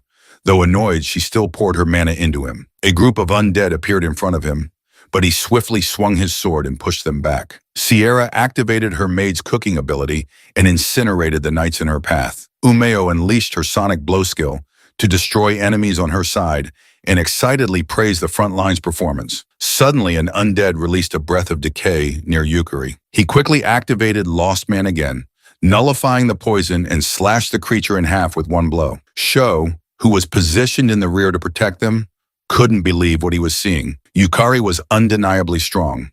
Sho also noticed that the monsters weren't even targeting Yukari, wondering if his aggro control was that perfect. Sho activated his Cold Bolt ability, launching sharp ice spikes that struck the monsters from behind. He observed how wide Yukari's field of vision was and how sharp his decision-making had become. He couldn't understand how Yukari remained so calm under pressure. While Sho supported from behind, Yukari landed the finishing blow on the last undead in his path and acquired the Skull Guardian's soul. He was relieved that a soul had finally dropped and noted that it came from the resurrected remains of a knight from ancient times. Its pupilless eyes still glimmered faintly with light. Umeko shouted excitedly that everything had gone so much smoother and praised his spot-on commands. She winked at him and teasingly said he was pretty good. Sho agreed, noting how smooth the entire battle had been. Sarah added that it was a well-coordinated team effort. Yukari felt a bit awkward and replied that it was all thanks to them, not wanting to admit that he had been fighting so eagerly just to gather monster souls. Sarah then suggested they take a break, mentioning that they had been fighting for over 2 hours. He agreed, but was quickly confused when Kazuki and Ayaka suddenly entered the room, both severely injured. Sarah asked them why they were alone, and Yukari questioned what they were doing in a place like that. Kazuki replied that they had returned to retrieve something they had forgotten, but it sounded suspicious. Yukari asked where the other two were. Kazuki looked away and said they had split up temporarily. Yukari didn't buy it. He glanced at Sarah silently, hoping she would use her skill to verify the truth. She shook her head, confirming that they were lying. He then asked Kazuki if he had left them behind. Kazuki replied no and insisted they were perfectly safe, But Sarah saw through him and shouted that Tayo and Yuka were in danger. Without hesitation, Yukari dashed past them, running with all his speed. He couldn't believe Kazuki was capable of something so reckless. As he sprinted through the corridor, he begged in his mind for Tayo and Yuka to be safe. Yukari then asked Luluart if she could tell where Tao and Yuka were. She replied that her magical power was too weak to pinpoint their exact location, but the directions should be ahead of them. He immediately sprinted forward, blaming himself for not being more cautious of Kazuki. As he ran, he encountered two undead blocking his path, but he didn't stop. With a single powerful swing, he cut them down while shouting for them to get out of his way. He obtained another Skull Guardian soul and continued running, desperately hoping that Tayo and Yuka were still safe. Meanwhile, in another room, Tayo was on one knee, laughing bitterly. He never expected to be left behind in the boss room. Just moments earlier, Kazuki had shouted that they could be useful and told them to be careful before fleeing with Ayaka. Kazuki escaped, yelling about how he would become an elite member of the 100 Flowers Blooming Guild, while Ayaka turned her gaze away and followed him, abandoning the two weaker players. Back in the present, Yuka lay severely injured on the floor and apologized to Tayo for being useless. Tayo, struggling to move, replied that he at least wanted to let her escape, but now he couldn't even lift his arm. The boss approached, raising its axe for another strike. Tayo asked himself if this was the end. He clutched a ring in his hand, whispering apologies to his daughters, Sayako and Aoi, for leaving first. Suddenly, the room shook with the impact of an attack, but Tayo felt nothing. He opened his eyes and was shocked to see Yukari standing in front of him, blocking the boss's axe. Yukari apologized for being late and told Tayo to leave the rest to him. Tayo called out for Yukari to be careful before collapsing. Seeing this, Yukari quickly moved to lure the boss away from Tayo and Yuka. Luluart urgently shouted for him to stay focused, noting that while the monsters in the dungeon had seemed weak at first, the boss had been absorbing magical energy from the dungeon and others. All the dungeon's magic was converging into it. Yukari acknowledged her warning and assured her that he wouldn't let his guard down. He then activated Soul Trial,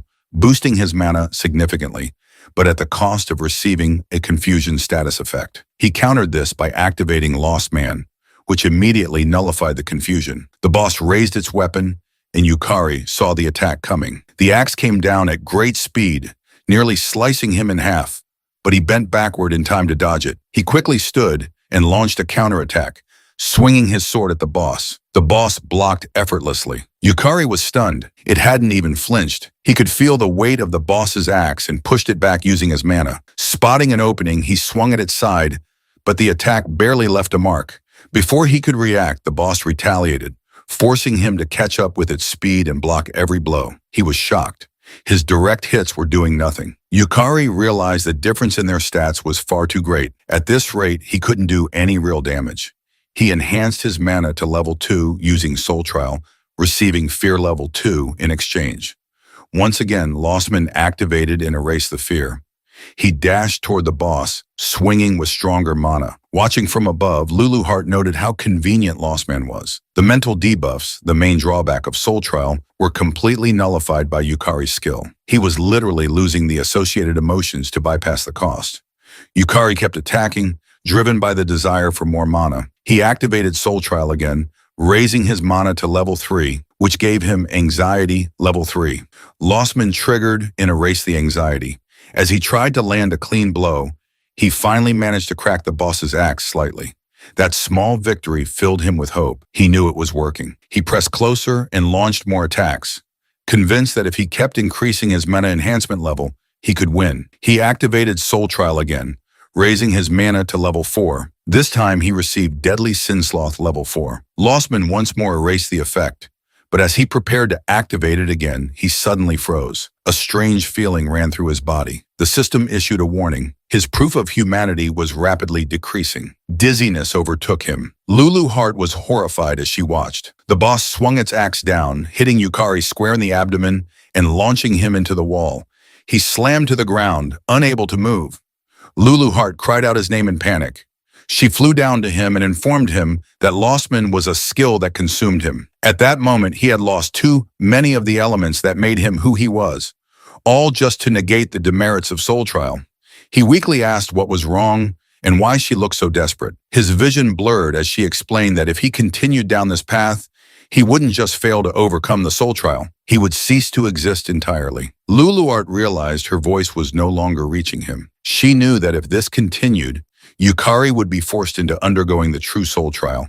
And if he ended up responding, the psychological damage would be irreparable. There was no other choice. Closing her eyes, she cast a magic circle. As it activated, the boss paused in shock at her appearance. She calmly told it to be grateful. It was a special event. With a fierce smile, she declared that she would personally take on its challenge. Then she looked back at Yukari and urged him to overcome the soul trial, at least for now. A moment later, Yukari fell into a deep sleep and began to dream. In the dream, he saw the doctor who once told him he was skillless and couldn't enter dungeons. He saw the players who had bullied him, calling him useless. He heard his co-worker's voice reminding him that he was nothing. He saw the older Sierra worriedly advising him to just run away. Then he heard Kay calling him weak, the reason he had died. Yukari awoke, recognizing these as the worst of his memories. He then noticed his surroundings and wondered where he was. A copy of himself appeared from behind and replied that this was the soul trial. Shocked to see a duplicate of himself, he questioned whether he was hallucinating. He asked the copy if the soul trial was related to the soul leader ability. The copy confirmed it, stating that it was one of Demon Lord Luluhart's abilities. It explained that the true ability of the soul trial was to forcibly amplify one's desires, thereby increasing both soul and magical power. However, Yukari had been neglecting it too much due to the lost man's skill. Thus, he now had to confront it. The copy then grabbed him by the shirt, telling him almost creepily that he had to face the emotions he had lost and confront his own value. It accused him of being empty, shouting that he had nothing, that he would keep losing everything, and that he knew it deep down. It insisted that Yukari hadn't changed, couldn't change, and would never change. Meanwhile, back in the boss room, the monster swung its weapon and attempted to smash Luluhart to pieces. She narrowly avoided the strike by leaping away, but the force still slammed her against the wall. Struggling to her feet, she admitted to herself that she had anticipated this, but couldn't believe she didn't stand a chance, even against such a minor monster in her weakened state. It was beyond frustrating. She forced herself upright and glanced toward Yukari's soulless body. She couldn't afford to show weakness. This was all she could do for him now. As the boss raised its axe again, she slid under the swing and teasingly called out that she was the target. She was confident that Yukari would prove the value of his soul and overcome the soul trial. Back inside the true soul trial, Yukari asked his copy if proving one's value was really what it all came down to. Laughing as he spoke, he surprised his copy. He then admitted that maybe his life had been wrong all along, and maybe he would continue to lose everything. But even so, it was because of that life that he had met Luluhart, that frustrating result. The moment he could only run with her, the times he tried his best not to die just to save her, they were all a part of it. He gathered mana in his hand and declared that he may have nothing within him, and his life may be flawed, but his choices were not wrong. He thrust his hand into his copy, swearing that he would stop the dungeon break and save the world. His copy screamed in pain as Yukari poured mana into it, reactivating the lost man's skill. The copy dissolved into water and vanished. His proof of existence had dropped below a critical threshold, meaning he had regained his human presence. The soul trial space around him began to crack. The older version of Luluart appeared and remarked that he was riding a one-way ticket and called him Lostman. Yukari replied that he would accompany her. They were partners in fate. He reached out and took her hand. As their hands met, the system displayed that Luluhart's magical essence was being supplied to him. His lacking existence was reconstructed using her power, and his proof of existence was stabilized. In exchange, Luluhart's own proof of existence decreased. The entire soul trial space shattered, and Yukari was freed. Back in the boss room, Luluhart was still facing the monster. When it swung its axe at her again, someone blocked the blow. She smiled, saying she had kept him waiting long enough. Yukari had returned, pushing himself to block the boss's attack. He apologized for the delay and told her to leave the rest to him. She called him Lostman and asked if he had made his decision. As he slashed his sword at the boss, he replied that there was only one answer. She was confused by his response, but smiled and said she was curious. For now, though, they needed to deal with the boss. The monster, enraged, charged at them again, swinging its axe. Yukari dodged effortlessly, recognizing the repeated attack pattern. He furiously slashed at its side, asking if it really thought he would just keep taking those hits. The boss was stunned when his armor cracked. Yukari calmly informed Luluhart that his soul trial magic power had increased to level 5. Lulu Heart responded that the cost was great, but the effect was tremendous. Yukari simply agreed, then shouted that it was time for the counterattack. He then swung his sword at the boss with great force, but the boss blocked the attack. Yet he didn't stop.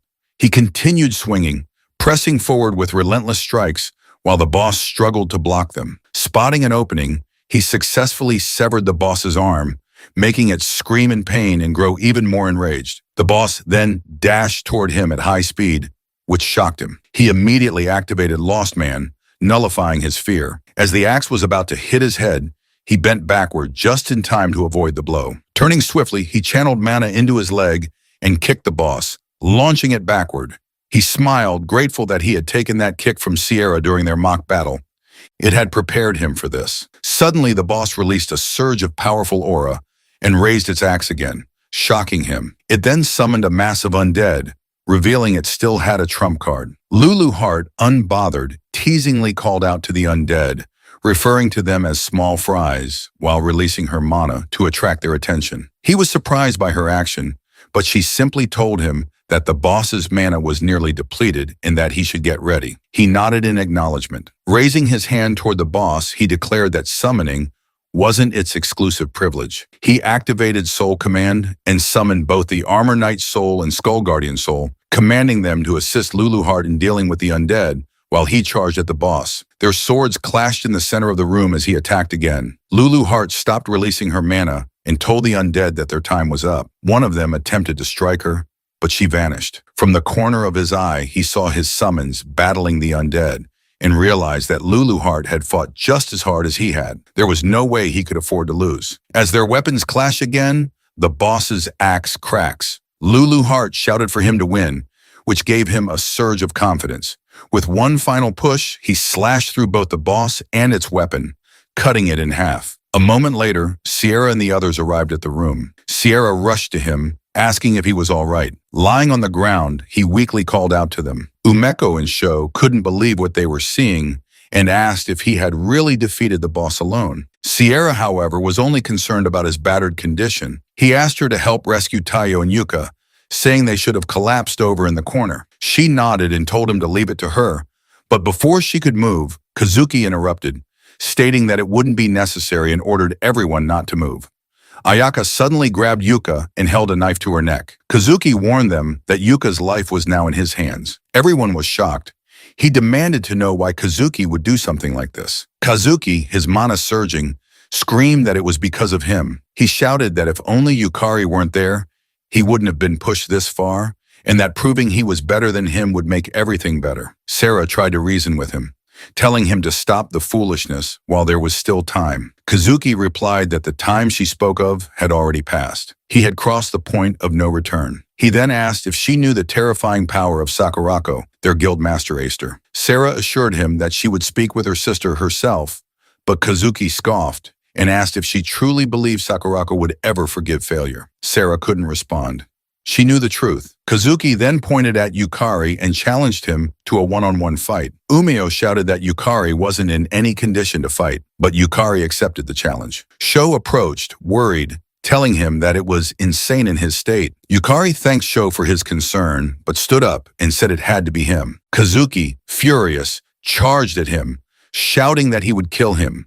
Yukari blocked his sword, but Kazuki, overwhelmed with anger, swung again and again, believing that if he could just defeat Yukari, Sakurako would acknowledge him. Though Yukari was barely standing, he continued to block each blow. Kazuki reminded himself that he was Kank and believed the gap in their stats was absolute, yet Yukari wouldn't go down. The system displayed that Yukari's health had dropped below 10%. Despite that, he smirked. His Abyss soul had entered hyperactivation mode, increasing his mana drastically and restoring everything he had lost. Recalling Kei, he told Kazuki that he had known someone even crueler and that he didn't fear death anymore. Raising his hand, he activated Soul Command, shocking Kazuki. Yukari then summoned the Skull Lich Lord, and to everyone's disbelief, the soul of the boss responded to the call. Kazuki stood stunned in fear and confusion as the spirit of the boss knelt before Yukari. No one could believe what they were witnessing. Kazuki demanded to know whether Yukari was a summoner or a necromancer. Even Ayaka stood frozen, gripped by fear. Yukari simply aimed his sword at Kazuki and declared that it was time to end it. The Skull-Lich Lord then swung its axe at Kazuki. Though Kazuki managed to block the attack, the force caused his sword to slip from his hands, and all he could do was curse loudly. He turned, seeing the Skull-Lich Lord looming behind him with immense power. Yukari commanded the Skull-Lich Lord to move closer, and Kazuki froze in fear and horror. The undead entity raised its axe and brought it down toward Kazuki, who lay helpless. Just seconds later, Kazuki was sprawled on the ground. Sho excitedly rushed over, asking what had just happened and confirming if that summon was really the boss of the dungeon. Umeo joined him, still unable to believe that someone with such combat strength was also capable of summoning a boss-class entity. Yukari replied that he wasn't a summoner, but he could do something similar. Sho then helped him to his feet. Taiyo, regaining consciousness, expressed his gratitude for being saved. Yuka added that Yukari was their savior, but he humbly replied that it was because they both had endured the boss's fierce attacks. As the group began walking out of the boss's chamber, Sira followed behind silently. She reflected on how, once again, Yukari had taken on an overwhelming burden. She wished he would take better care of himself. Yet knowing she lacked the strength to stand beside him, she felt she had no right to say anything. Watching him talk casually with Sho, she felt a strong determination rise within her. She must become stronger. Meanwhile, Luluheart watched Ayaka, who was now helping the collapsed Kazuki, and smirked knowingly. The next day, at the Japan Player Association's Shinjuku branch, an employee informed Yukari that all procedures for his promotion to Dank were now complete. He thanked her for her assistance, but the lady noted that he didn't seem very happy about it, which surprised and confused him. She went on to explain that reaching Dank was considered the first real hurdle for a player. It required both solo and team dungeon clears, and it entitled players to government subsidies and tuition exemptions. She remarked that he should be more excited. Yukari responded by asking if she believed a D-ranked player could clear an S-ranked dungeon.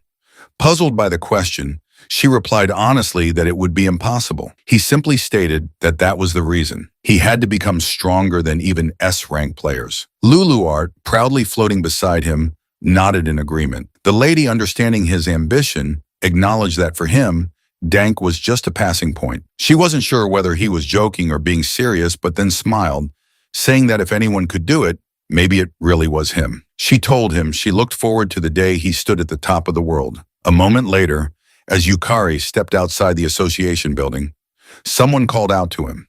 A man approached asking if he was Kaki Yukari. Confused, Yukari confirmed his identity. The man lit up with excitement and handed him a business card, identifying himself as Makoto Fuja, the recruitment manager for the Sakura Guild. Before Fuja could say more, another man rushed forward and shoved him aside, shouting that they had their eyes on Yukari first. Yet another man pushed them both away, yelling that the Konkai Guild Union had been first. Yukari, bewildered, asked why they even knew who he was. One of them replied that there was no way anyone wouldn't know about the rookie who had risen from F rank to Dank in a record-breaking 2 weeks. It finally dawned on him. Though he had experienced what felt like months of trials and deaths through regression, only 2 weeks had passed in the real world. Watching the recruitment managers argue fiercely over him, he told them he'd think about it. Then, taking advantage of the chaos, he sprinted away at lightning speed while the recruiters continued bickering over who would get to sign him. Later in Yukari's apartment, Luluheart told him that she thought he was going to join a guild, asking if she was right that humans like to gather in groups. He replied that he had considered it, then asked if he was also right in thinking he would grow stronger by learning from her,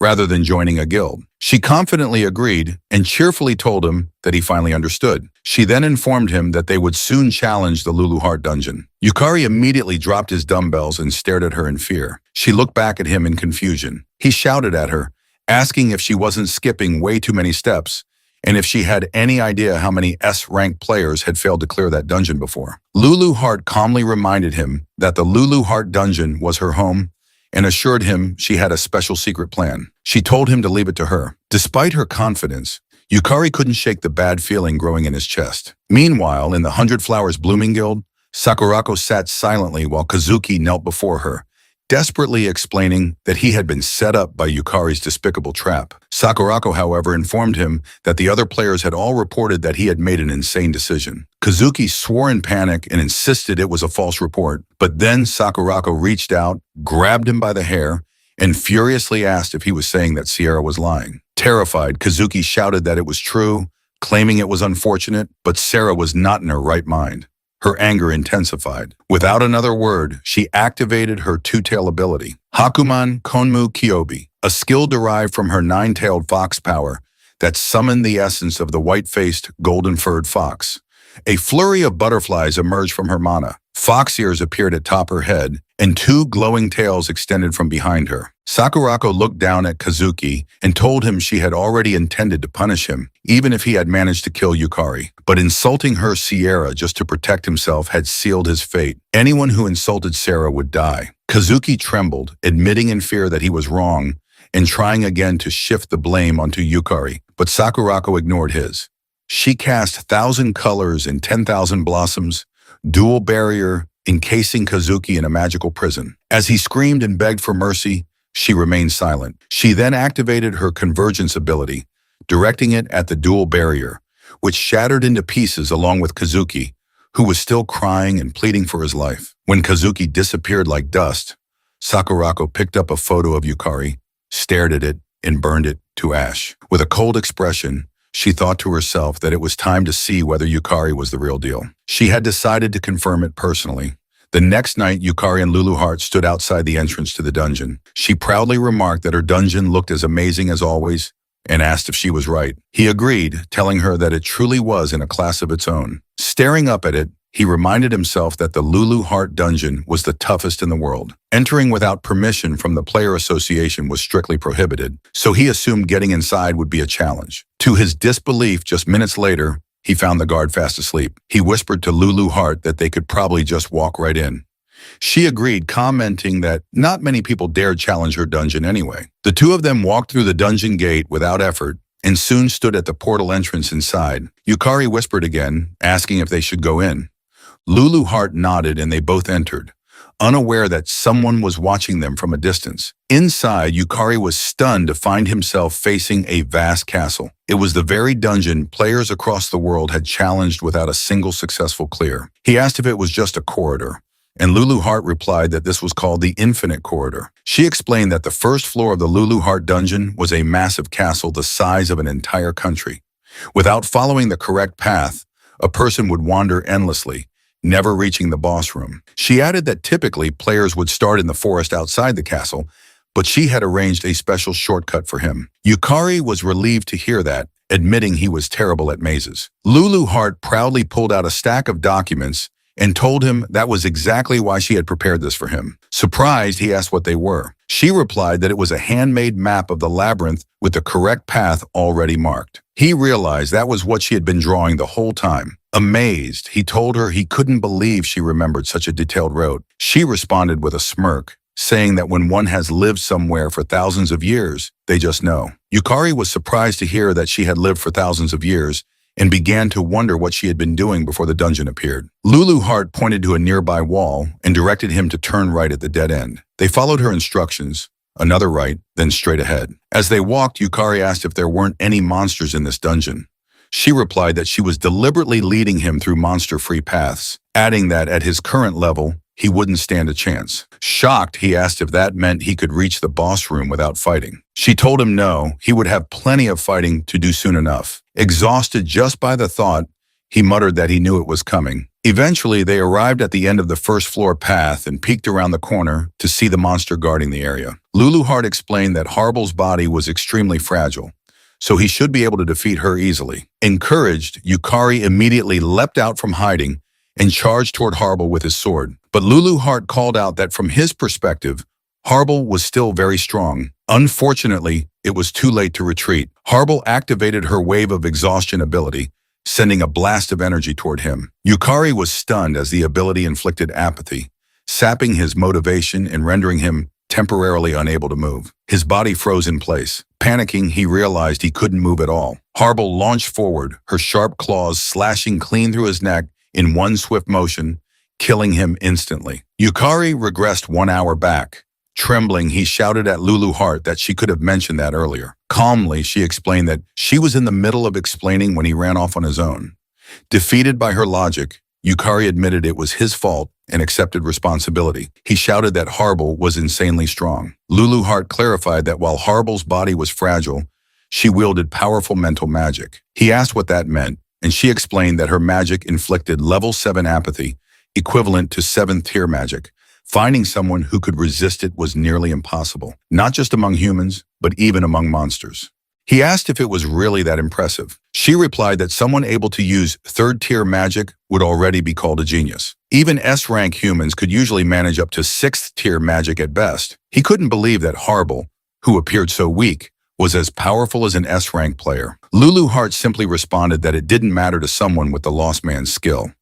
They peeked at Harble again, and Lulu Hart instructed him that all he needed to do was remove the emotion of sloth, which was the root of apathy's effect, and he'd be fine. Yukari finally understood what she meant. She then shouted that it was his chance, an opportunity to rapidly gain souls and mana while leveling up. Meanwhile, inside a church, Irugami knelt in prayer. Another nun entered and reported that a new player had entered the Lulu Art dungeon. Irugami stood solemnly, replying that to challenge such a sacred dungeon meant the person carried a sinful soul. Yoro Beatric Irugami, ranked 1 in the Holy Dungeon Church, was the 6th strongest player in Japan. A Saintess class S-rank player with the Design Desire skill, she turned to her fellow nun and said that the challenger would most likely become an offering to the dungeon. But she added, if by some miracle he returned from that place, they must offer him their blessing. She asked if she was right, without Yukari knowing that yet another powerful force now had its eyes on him. Meanwhile, at the S-rank guild Sakura Dragon headquarters known as Oryu, Umio excitedly told someone that just when she was in trouble, Yukari had come to her rescue. The man she was speaking to smiled and responded that Yukari was a true man. Senzaki Kira, an S-rank player, ranked 15th in Japan with the Martial God class in Phoenix skill, and a member of the Sakura Dragon Guild, told Umechiko that he liked this cocky Yukari. But he added, if the 100 Flowers Blooming Guild was involved, it probably meant that the vixen Sakurako was too. Knowing Sakurako, whose pride was practically a wardrobe, meant Yukari might be heading into some dangerous encounters. Yumo asked her brother if there was anything he could do to help. Smiling, he patted her head and told her to leave it to him. He swore that he would train Yukari thoroughly after beating him to a pulp. Confused, she asked him to just protect Yukari normally, but Kira turned away, laughing as he walked off. She hurried after him, asking where Yukari was now. A moment later, his secretary whispered something into his ear. His expression changed to shock when he heard that Yukari had entered the Lulu Heart dungeon. Meanwhile, on the first floor of the Lulu Heart dungeon, Harble swung her claw at Yukari. He blocked the attack with his sword, but the impact was so powerful he staggered. Despite Harble's metal sealing magic being restricted, she was still immensely strong. Yukari activated his soul command ability and summoned the Armor Knight soul. He quickly coordinated with it, instructing it to attack from the opposite side. The summon obeyed and charged in from the other direction. Harble immediately turned and struck with her claw, instantly vanishing the summoned knight.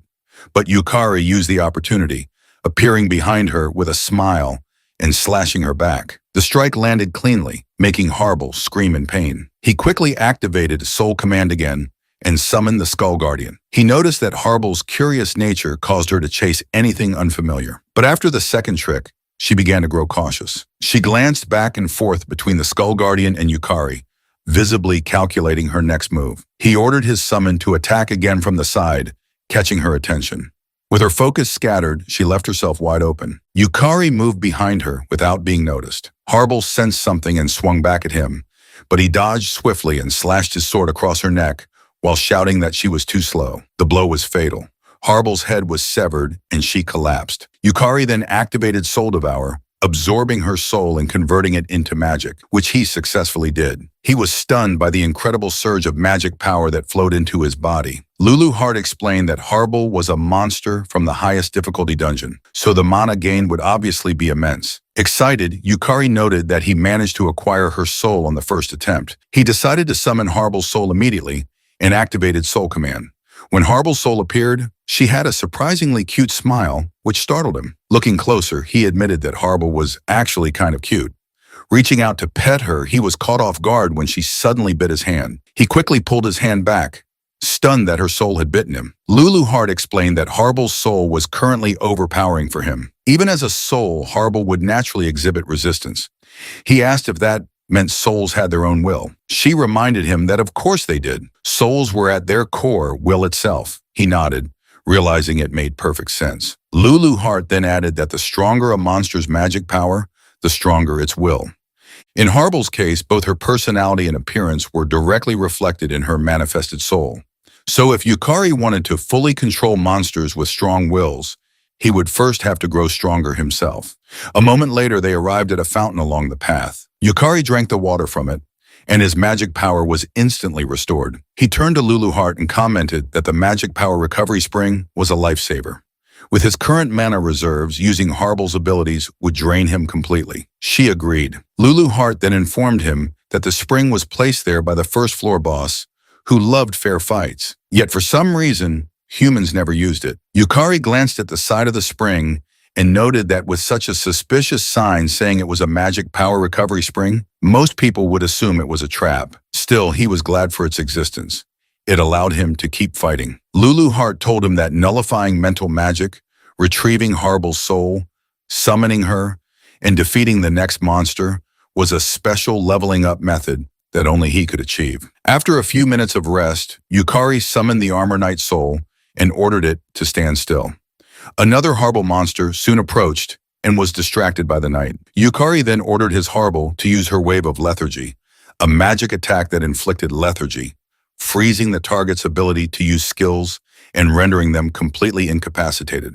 His Harble cast the spell successfully, hitting the enemy Harble and leaving it immobile. Yukari dashed in alongside his own Harble and slashed the frozen enemy as Harble struck with her claw at the same time, instantly killing it. He harvested the soul immediately and thrilled high-fived the Armor Knight soul, cheering that he now had 2 Harble souls. However, Lulu Hart seemed dissatisfied. She criticized him for using one of his souls as a decoy and landing a sneak attack, asking whether he shouldn't be focusing more on improving his personal combat skills. He casually replied that decoy tactics were part of combat prowess too. As he tried to make a heart shape with Harble, she simply gave him a like, leaving Lulu Hart visibly frustrated. Suddenly, a golden key appeared in the air. He reached out and grabbed it, calling out to Lulu Hart that something had dropped. She saw the key and lit up with excitement, telling him that it finally dropped. He asked her what kind of key it was, and she eagerly replied that it was a treasure chest key. Yukari couldn't believe what he just heard, but Lulu Hart confirmed it with a gleam in her eye. She explained that dungeons and treasure chests go hand in hand, and now they could finally collect some world-class items. Meanwhile, in the corridors of the Sakura Dragon Guild, Kira was running at full speed, heading out. Knowing the nature of the Lulu Hart dungeon, where monsters beyond human comprehension resided, he understood just how insane it was to enter alone. As he raced forward, he couldn't help but wonder who exactly was Kanzaki Yukari. A moment later, inside the Lulu Hart dungeon, they arrived at the treasure room. Lulu Hart instructed him to open the screen in front of them. He carefully examined it for a moment before activating it. What appeared before him was a luxurious chamber gleaming with gold. He stared in awe, his body trembling as he approached a golden sword, overwhelmed by the number of powerful-looking weapons. Lulu Hart proudly agreed with his reaction, but quickly warned him that if anyone other than the rightful owner touched any of the weapons, a trap would activate. Horrified, he froze. His hand had been just an inch away from the golden sword. She continued, telling him that while her treasure vault was magnificent and she understood his excitement, their objective was something else. She then walked toward 2 treasure chests placed at the side of the room. Pointing to one, she told him she believed that was the one. However, she warned him sternly not to touch the treasure chest on the right. If he did, the mimic would awaken. He froze in place again.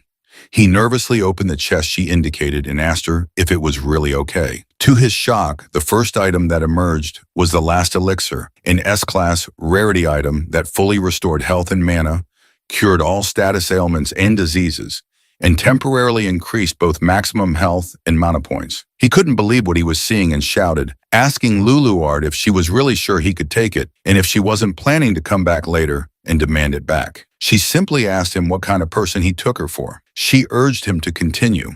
The next item was the Monodominial Ring, a world-class artifact, a rune-engraved ring that increased maximum mana capacity by 1.5 times. Then came the Infinitus Vault Pendulum, another world-class item, a magical storage device capable of storing up to 713,925 items. Next was Eterno Alma, an S-class artifact, a piece of equipment that prevented weapon durability from degrading. As long as it was equipped, any weapon would retain its form even after the most grueling battles. After that came the ring de lingua, a world-class ring that enabled communication across all human languages. It allowed the wearer to understand and speak any human language, though it didn't work on creatures without linguistic intelligence. Rare item after rare item poured out from the treasure chest, leaving him overwhelmed. Panic set in as he asked Lulu hard again if he was really allowed to take all of these treasures. She replied casually that she'd love to explore the other treasure vaults too,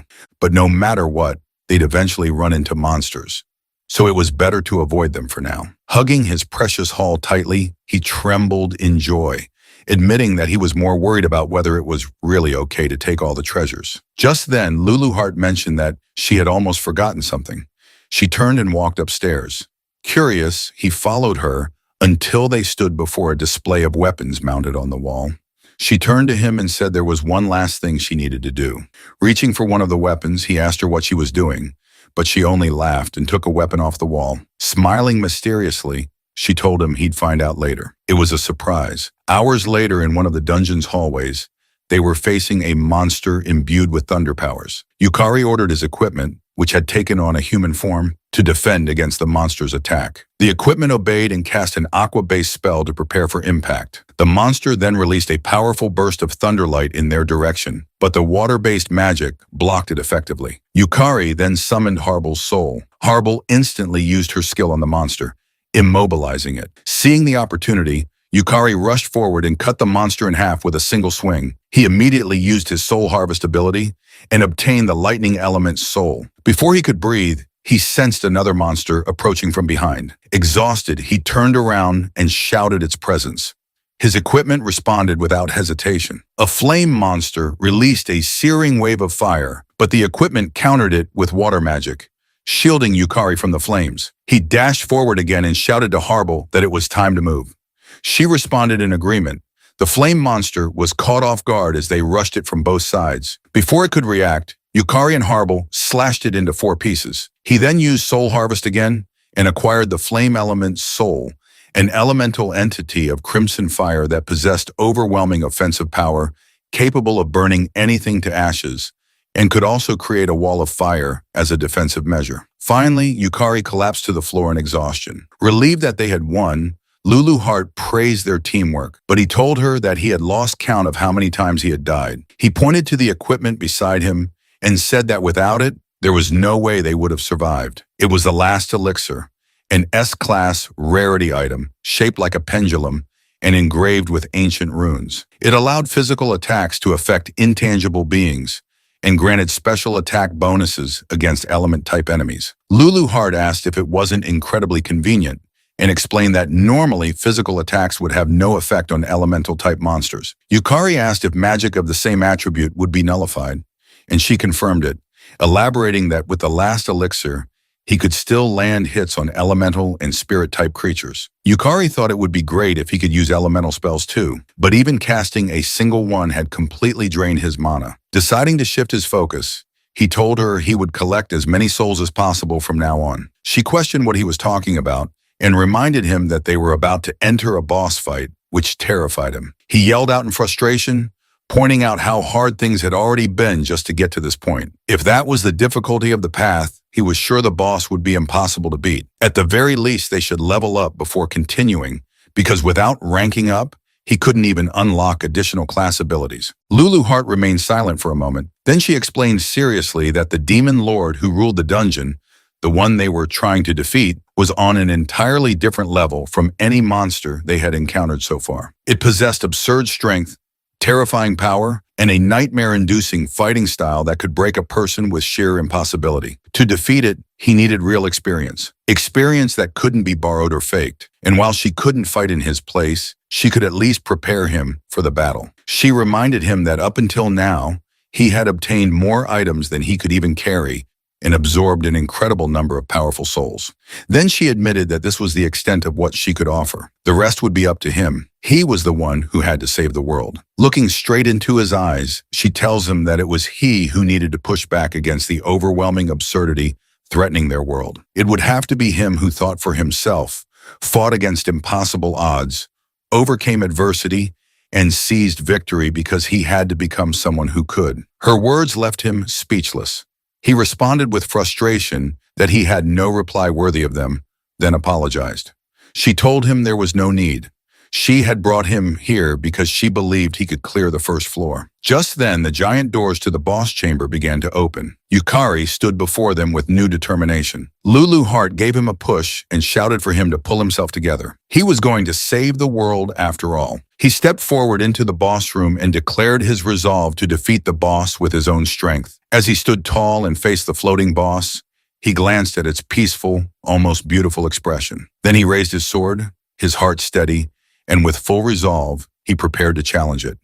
No matter how many times he might die, he would save the world. The boss slowly descended from above, introducing herself as Serendiana, the one entrusted by the demon lord Lulu Heart to guard the first floor. She explained that any invader who dared disturb the peace of the demon lord would atone for their crime with their life. Calling upon the all-pervading source of light to pierce through the darkness in a single flash and become a radiant blade, she gathered the intense light into her staff and hurled a luminous ray in his direction. The beam of light shot toward him at incredible speed, shocking him, and before he could even react, the attack struck him and killed him instantly. Moments later, he regressed 1 hour prior and reappeared in front of the boss room. Unable to believe he had died in an instant, he wondered if the light Serendiana had thrown was a form of magical light. Lulu Heart, appearing behind him, teased him and asked if he already needed her help, but he replied that he was fine. He realized that although the beam's speed was incredible, its trajectory had been a straight line,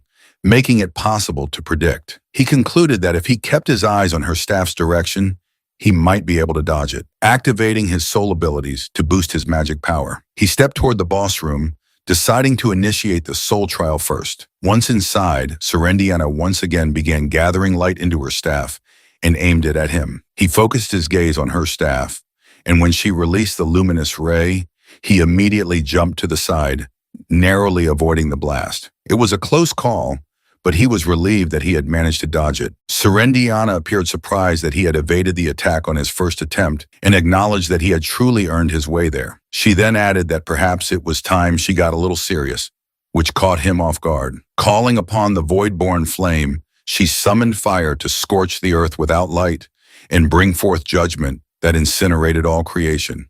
The crimson flame gathered in her staff as she activated her Dance Inferno skill, forming a massive magic circle. She then launched Empress Explosion in his direction. He saw the fire surging toward him and realized there was no way to dodge it. Serendiana appeared surprised that he hadn't attempted to escape, but he vowed to himself that he would burn the experience into his memory. The explosion engulfed him, and his body was blown to pieces. Once again, he died and regressed. Now understanding that fire magic was typically a wide-area attack, he took note that its activation time was roughly 3 seconds. Swearing to himself that he would make it next time, he stepped back into the fight with renewed determination. After dodging the luminous ray again, Serendiana prepared to strike with Empress Explosiona. As the flames rushed toward him, he immediately activated his soul command and summoned the fire element's soul. The summon created a protective wall of flames that blocked the incoming attack and shielded him from the explosion. Serendiana, observing that he had survived, calmly noted that it was an interesting tactic. She recognized that the fire element he had summoned was born as a natural elemental and therefore possessed the innate ability to nullify magic of the same attribute. She acknowledged that he had used this property to cut through her magic.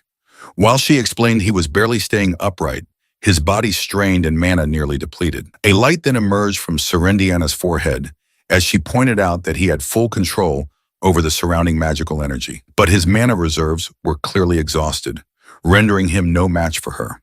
Flames burst out around her as she told him he should have used his summon more efficiently. He knew the fire would consume him, but he still managed to express gratitude for her advice. Moments later, he was burned alive and died once more. He knew that at the moment, he didn't have enough mana to keep summoning high-rank elementals, so his timing had to be precise. For just an instant, he had perfectly read Serendiana's attack pattern and summoned the elemental only at the precise moment when the spell was unleashed. He reminded himself that until he could reach Serendiana, he had to keep hitting that perfect timing. He then died 3 more times before realizing that he still couldn't catch up to Serendiana. though he told himself that he only needed a little more time to analyze her. When she released a powerful wind spell, he was killed again. After dying 4 more times, he began to notice that Serendiana's spell selection speed was even slower than summoning an elemental. He then pushed himself to avoid her lightning spells, knowing that he had to predict the next element and summon the correct elemental in response. Otherwise, he would have no chance of winning. 6 more deaths followed before he attempted summoning Harble, only to realize her mental magic had no effect either. He was killed repeatedly after that, especially when Serendiana attacked with dark magic. He ran for his life while noticing that her long-range spells had homing properties, and no elemental could block them. Accepting his fate, he died again and again. Eventually, he realized that whenever Serendiana fixed her gaze on him, it signaled a guaranteed water-type spell. He trembled from the cold as he was encased in ice and died a few more times. Serendiana then launched another flame explosion, mocking him as a pitiful, helpless lamb, desperately trying to prolong his fleeting life. Despite his repeated deaths, he kept trying to get closer to her. Thoughts of giving up started to creep in, but when he saw Lulu Hart's gaze filled with belief in him, he found renewed strength. He rushed toward the stairs, dodging another blast of flame, and shouted in defiance that there was no way he couldn't do it. Though he died again, he managed to inch closer to her, which took Serendiana by surprise. Unfortunately, he perished before reaching her completely. Once again, Serendiana hurled a flame explosion at him and silently observed whether he had survived. Fortunately, he did. He stood proudly at the top of the stairs and declared that he had finally made it that far, right to her feet, and had at last reached her. Serendiana calmly sighed before questioning whether he truly believed that was the extent of her power. She mocked him as truly pitiful. He was stunned when she released a radiant light around her. She asked if he realized that what lay ahead was nothing but sheer despair. She then cast the forbidden magic, 9-fold silent chant, releasing 5 different elemental powers around her simultaneously. He couldn't believe what he was witnessing. She was casting 5 elements at once. With her staff pointed directly at him, she unleashed all the spells together, intent on reducing his fragile life to dust. Meanwhile, Kira and Yumko were sprinting down the street. Umeko asked Kira if the Lulu Heart dungeon was really that dangerous, but Kira simply asked her if she remembered the large-scale raid incident at Lulu Heart dungeon. She replied yes and asked if she was right in thinking he had participated in it. She mentioned she had been working as a model back then, so she didn't know the details, but recalled that it was the one where the raid had failed. He responded that it wasn't just a failure, it was a total disaster. He then told her that there had been 6 S ranks and 12 A ranks involved, including both domestic and foreign players, but they were all annihilated. She was stunned to hear that and asked how the raid could have failed with 6 S-rank players. He calmly explained that S-rank dungeons were special. Each one was like an entire world of its own. Specifically, the Lulu Heart dungeon begins in an elven forest where cunning elves and S-rank monsters continuously appear, and the entire forest is a labyrinth. He added that when both their physical and mental limits had been pushed to the edge, a massive castle appeared before them. By that point, their party had been reduced to 1/3 of its original size. She asked him why he didn't retreat, and he simply replied that Sakurako was still inside. She nodded in understanding. He continued, saying that the strongest among them was still standing, and that alone had kept the remaining players going. But by the time they reached the boss room, only 4 remained. Himself, Sakurako, Kagamin Kyoiro, ranked 12th among Shranks, and Jumoku Kaika, the 19 off-ranked S-rank and first guildmaster of the Hayaka Senran Guild. Umio shouted that it sounded like Japan's All-Stars and asked how it was even possible to lose with that lineup. He replied that for a while they had thought it was an even fight, but only because Serendiana hadn't gotten serious yet. She had used quintuple chanting and had concealed her 9-fold silent chant, which allowed her to control all 5 elements simultaneously. At the same time in the Lulu Heart dungeon, after Serendiana unleashed the 5-element magic on him, he was instantly killed. When he revived, he realized that even if he could summon entities capable of wielding one of the 5 elements each, it wouldn't change anything. At best, he could summon 2 at once, but doing so would instantly drain his mana. Lulu Heart called to him from behind to check on him, but he simply replied that he was fine and they should keep going. He then activated his Lost Man skill, which removed the sensations of panic and anxiety. Lulu Heart, watching from behind, understood something. Moments later, Serendiana hurled fire magic at him. He used his fire element soul as a shield and move forward. He noticed he could barely withstand the element, and when she struck again with a different magic, he was killed instantly. He kept trying to approach her, only to be killed repeatedly. Yet he believed there had to be a way to break through. After many attempts and deaths, he felt his consciousness begin to fade. He knew his mana would be exhausted before he could even reach her, meaning he had to be more efficient. But then she cast a water spell that caused him to panic, only for the spell to fly past him. He was shocked.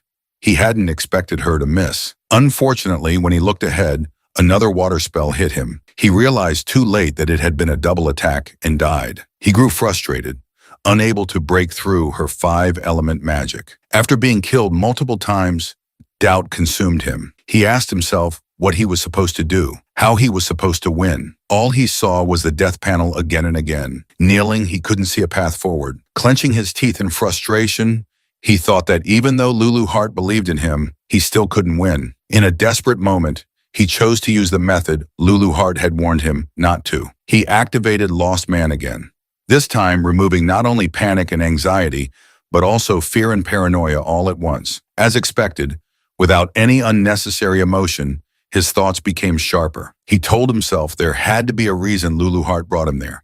She always acted for his sake. He pushed himself to think. There had to be something he was missing. Why had Lulu Heart made him face such an overwhelming opponent? And why now? Wouldn't it have made more sense to grow stronger first, to train, to gather items or collect souls? He told himself it couldn't be that simple. There had to be more. He admitted that he was weak.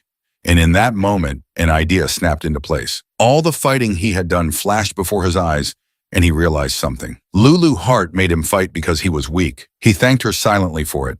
Lulu Heart, winking, just asked what he was talking about. He opened the boss room for what felt like the 100th time and stepped inside, telling Lulu Heart that he finally understood. He now knew the way to defeat Serendiana. Lulu Heart told him to show her the answer he had found through his struggles and suffering. A few minutes later, Serendiana remarked that it was certainly an interesting strategy, as it relied on something every element possessed from the moment of their birth, the ability to neutralize magic of the same attribute. As flames circled around him, he managed to avoid the fire spell she hurled thanks to his fire element soul. She admitted she hadn't expected him to use it to endure her magic, but he simply smirked and asked if she would now take him more seriously. This surprised her. Then he suggested she use a spell with 5 attributes at once, shocking her even more. She asked how he knew about it, but when he didn't respond, she said she had no need to entertain such cheap provocations. Still, she added, it was the duty of the strong.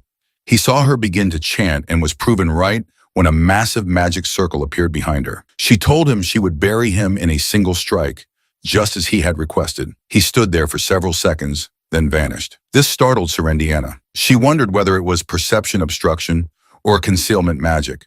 But she knew her mana detection couldn't be deceived by such simple tricks. She looked around, confident she should be able to detect his presence, no matter how weak his mana was. Calming herself, she reminded herself that no living thing in that world lacked mana. All she had to do was annihilate everything in the area.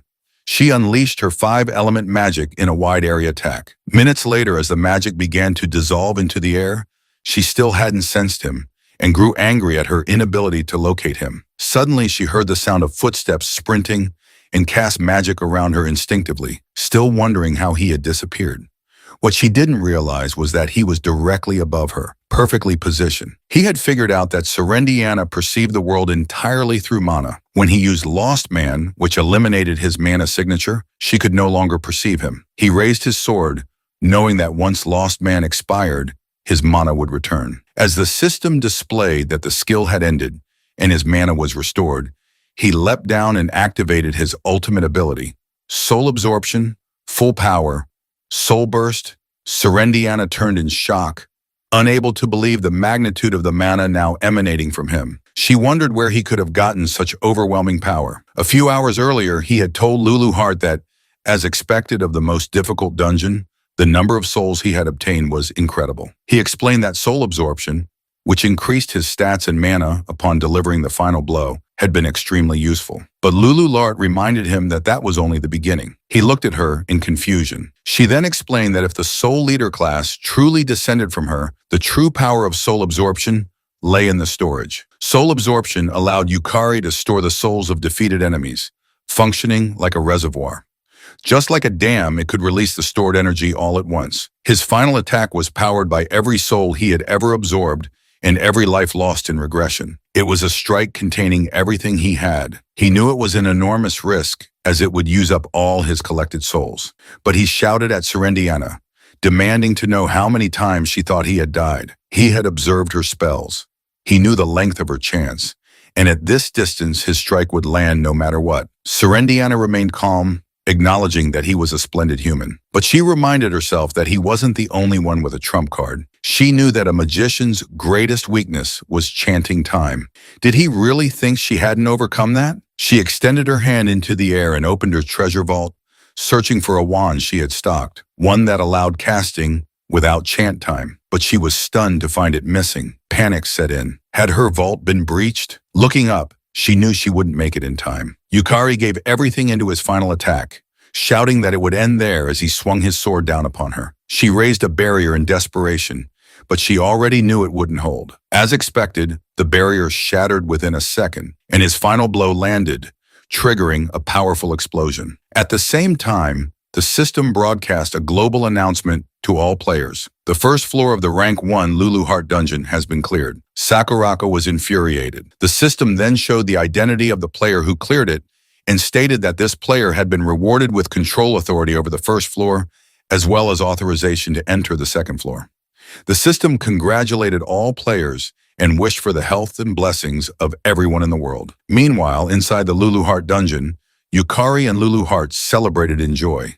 The first floor of the Lulu Heart dungeon lit up, and a statue of Serendiana appeared at the center of the altar as the living Serendiana vanished. Yukari screamed in disbelief that he had actually won, but soon after he felt dizzy and fell to his knees. Laughing, he told Lulu Heart that he was completely out of it. It had cost him far more soul energy and mana than he could handle. The system then displayed a message confirming the dungeon's conqueror, showing Yukari at rank 1 on the contribution ranking. That's when he realized the system had assumed the dungeon would be tackled by a team. The system then awarded him the Rinton, a world-class great item known as the Ring of Rotating Magic. It explained that the Rinton nullifies all magic, but after use, it enters a 24-hour cooldown. Immediately after, his Soul Devour skill activated, consuming the soul of Diana Rinswheel, also known as Serendiana, and converting it into mana. He was shocked when he felt a flood of souls pouring into him, but it made sense given the enormous scale of mana involved. Even though it was overwhelming, he understood what it meant. Once Serendiana's soul was fully devoured,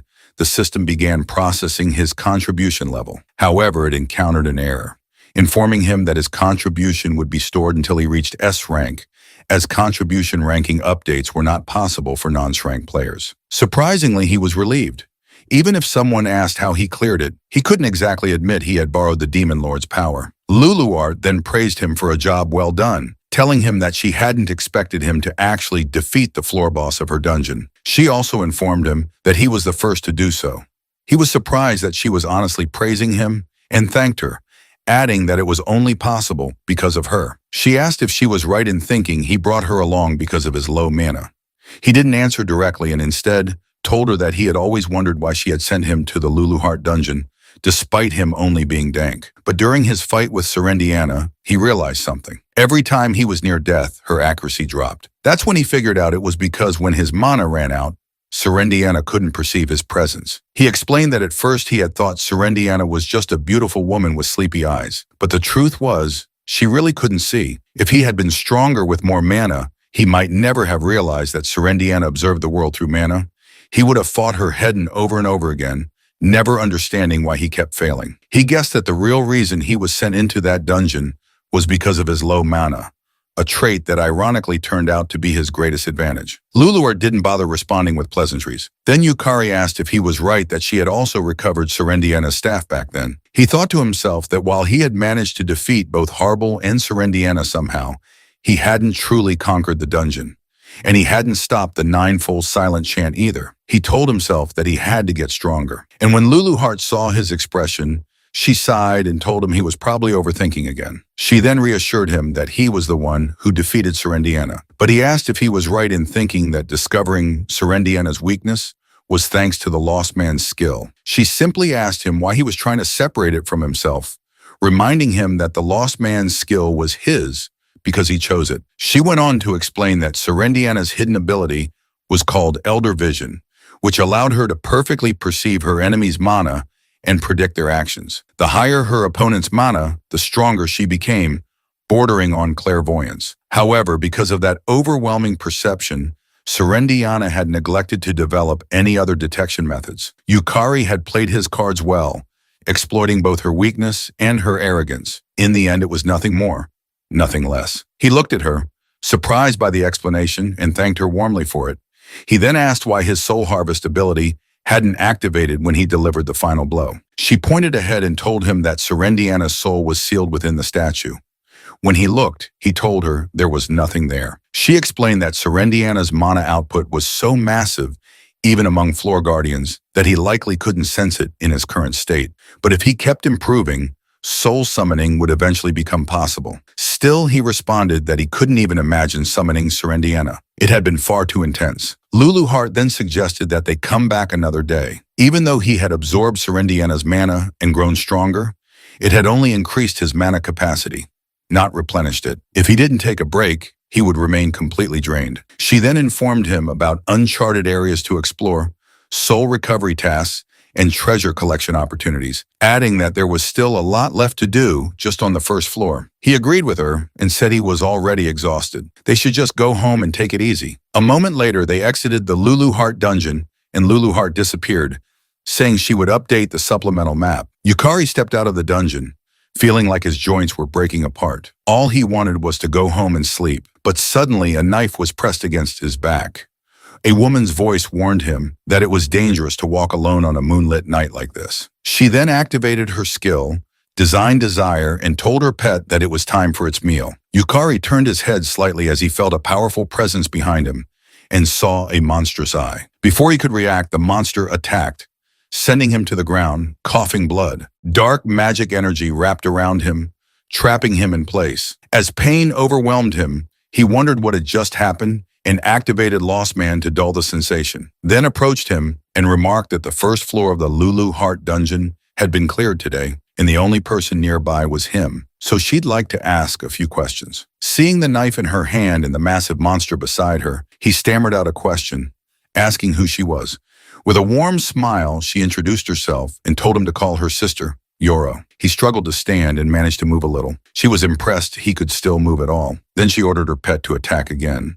However, it doesn't affect him. She was shocked to see that her Design Desire had been erased and wondered how a D rank with no mana had done it. What she didn't know was that the Rinton, the boss drop from Serendiana, was still in Yukari's pocket. It had activated, nullifying the magic and saving his life. But Yukari knew it couldn't be used again for another 24 hours.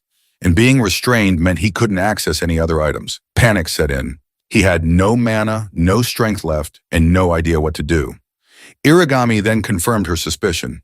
He was dangerous and said she would now use a little of her true strength. Activating Design Desire again, she ordered her pet to tear off his limbs. The monster lunged with its claws while Irigami coldly said they would make him permanently disabled. But just before the claws reached him, someone appeared, shielding him in time. Sakura greeted Irigami, calling her trash while holding the monster's claw tightly.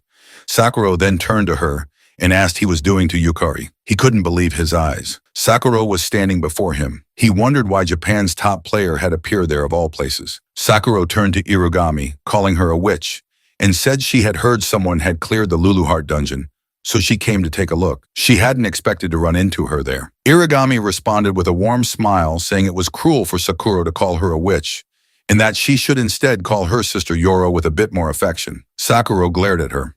She knew exactly who Irigami was, the holder of the Holy Attribute's strongest saintess class, a so-called witch who in truth governed the mysterious Holy Dungeon Church. Sakura accused her of always being good at hiding her tail, making it so no one would ever guess she was in Japan. But today must be her lucky day, she said, because she finally had the chance to erase her. Irigami, however, smiled sweetly and told Sakura not to bear her hostility so openly. She claimed that she merely revered the dungeons, the monsters, and the one who ruled them all, the Demon King. Irigami added with excitement that it was simply an act of faith. That angered Sakura even more. She told Irigami she didn't care what she believed in, but messing with her guild had been a mistake. Just feigned confusion and replied that she had no idea what Sakura might be referring to.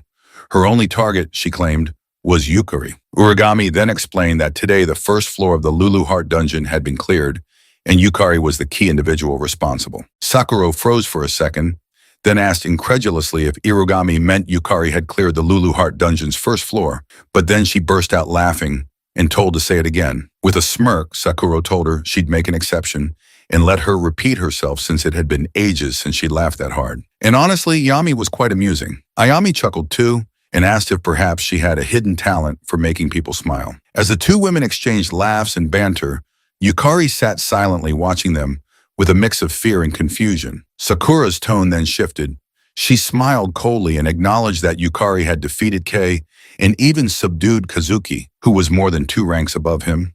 But she also knew that the Lulu Heart dungeon wasn't something one could just conquer so easily. Turning back to Irugami, Sakura stated that as expected, entertaining a witch's delusions was a waste of time. She declared that she would kill Irugami right there and then.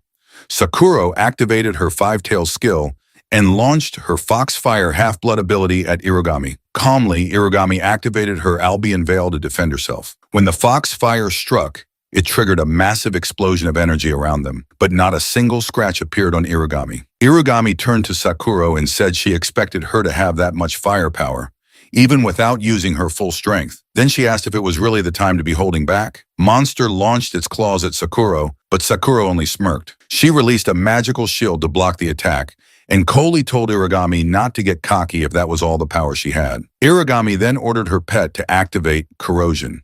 Its claws spread corrosion, allowing it to pierce through Sakura's barrier and shatter it completely.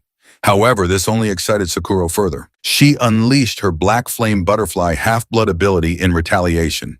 As the floating butterflies landed on the monster's claw, they ignited into powerful black flames, burning the creature to death. Meanwhile, Lulu Heart appeared beside Yukari, telling him that those women possessed an extraordinary amount of magic power. Since he was out of mana and stamina and unable to move, she advised him to simply watch for now, because what he was witnessing was the wall he would one day have to overcome. He nodded in response, understanding fully. It was a battle between S-class entities, and he planned to burn every detail into his memory. Urugami then released her sacred spears, holy lances of light summoned from the sacred castle. Their divine energy was particularly effective against evildoers and mortal beings. She aimed them all at Sakura and launched them simultaneously, saying that people were too obsessed with preserving what they deemed normal. Sakura activated her double barrier ability, blocking the spears trying to pierce her. But Iyami wasn't done. She cast an even stronger magic circle and spoke again, proclaiming that Earth had been chosen as the land of God and that humans should gratefully accept skills, classes, and dungeons as miracles. She hurled more sacred spears, provoking Sakura further. Visibly irritated, Sakura shouted back that Irigami's delusions were all over the place and activated her 1,000 bind chains half-bloom ability. She declared that she couldn't care less about Irigami's ridiculous beliefs. Her chains wrapped tightly around the incoming spears, and when she gave the order, they constricted and shattered the spears into fragments. Urugami responded by releasing even more powerful magic. Realizing her previous level wouldn't be enough, she deployed her holy sword, a radiant blade imbued with divine energy, particularly effective against evil and beings that exist between realms. Without hesitation, she swung down the sword at Sakura. Sakura binds it mid-air, wrapping the sword tightly. Urugami teased her, asking if she truly believed her 5 tails could restrain such a holy weapon. Sakura acknowledged it as a cheap provocation, but said she would play along just for a bit. She promised to show Irugami the vast difference between their powers. With that, Sakura released her 6 tails and activated Ritual Foxcry Barrier, Demon Heaven Curse, a technique that filled the area around the battlefield with the curse of the demon fox, rendering any target within its range immobile. A claw from the demon fox emerged from the rift in space. Urugami was stunned and asked if Sakura really intended to summon the demon fox itself. Was she planning to blow away all of Shinjuku? Sakura coldly replied that if it meant erasing Irugami, then sacrificing a city or two was a small price to pay. Yukari was horrified to hear that Sakura was willing to destroy an entire city. He noticed the serious expression on her face and knew he had to act. That's when he saw one of Sakura's bind holding a holy spear, now aimed directly at him. Rugami, meanwhile, released another holy sword and aimed it at Sakura, shouting that the pure and vicious power of magic made her heart race. She declared they should surrender fully to their skill's power and drown in it. She then hurled the holy swords at Sakura. Just then, the system notified Yukari that his health had dropped below 10%, triggering the activation of his abyss soul. It elevated him into an ultra-high state, dramatically increasing his magic output. Reacting immediately, he summoned Horrible Soul, and it binds Irugami hands, stopping the attack in time. Sakura was stunned. She couldn't believe he had managed to restrict Irugami's movements. Even though he was just a D rank, Yukari pushed himself to his feet. He didn't know how much more he could do in that condition, but he knew that right now he was the only one who could act. He swore to stop the fight no matter what it took. Meanwhile, Lulu Heart was watching from behind, amazed that Yukari had thought to stab himself with the Holy Spear to forcibly reduce his health and recover magical power.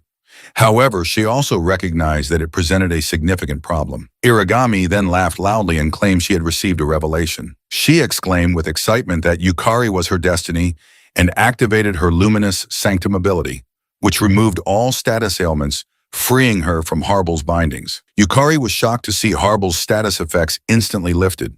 Without hesitation, Irugami hurled a holy sword at him, shouting that her plans had changed and she would now be taking Yukari for herself. This enraged Sakurako, who unleashed her seven-tail skill, shouting at Irugami not to underestimate her. Sakurako caught the holy sword with one hand and released magic with the other, shouting to Yukari that if he got in her way, she'd kill him first. She then cast Heavenly Thunder Butterfly above him. Yukari was shocked by its speed and knew he couldn't defend himself. He had no mana left.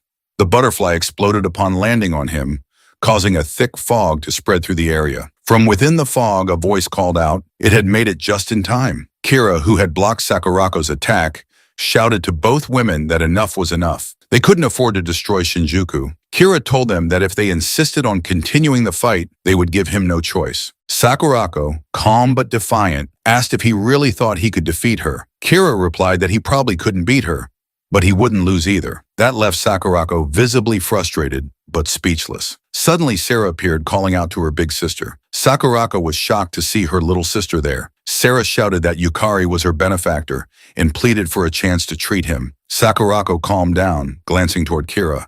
She remarked that she couldn't believe they had brought Sarah with them. Kira explained that they had detected a massive magic reaction on the way and immediately called Sarah, knowing that nothing gets resolved when talking to Sakurako unless Sarah is present. He was also glad that Umeko and Sarah were close friends. Kira then turned to Irugami and asked what she intended to do. Irugami composed herself, realizing that facing two Shranks would be too troublesome at the moment. She approached Yukari and declared that it would be a waste to kill him now.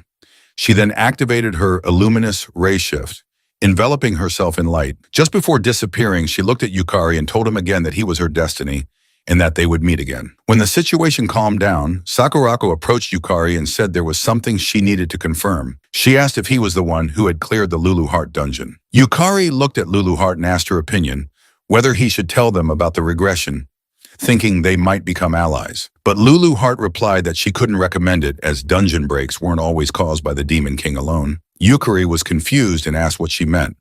Lulu Heart explained that originally monsters couldn't leave dungeons. To do so required a great sacrifice or special means. Yet, a dungeon break of this scale had occurred. That could only mean that someone on humanity's side was cooperating with the dungeon break. This left Yukari even more confused. Lulu Heart advised him to be cautious and to avoid standing out for a while. Sakurako was about to ask again when Yukari cut her off.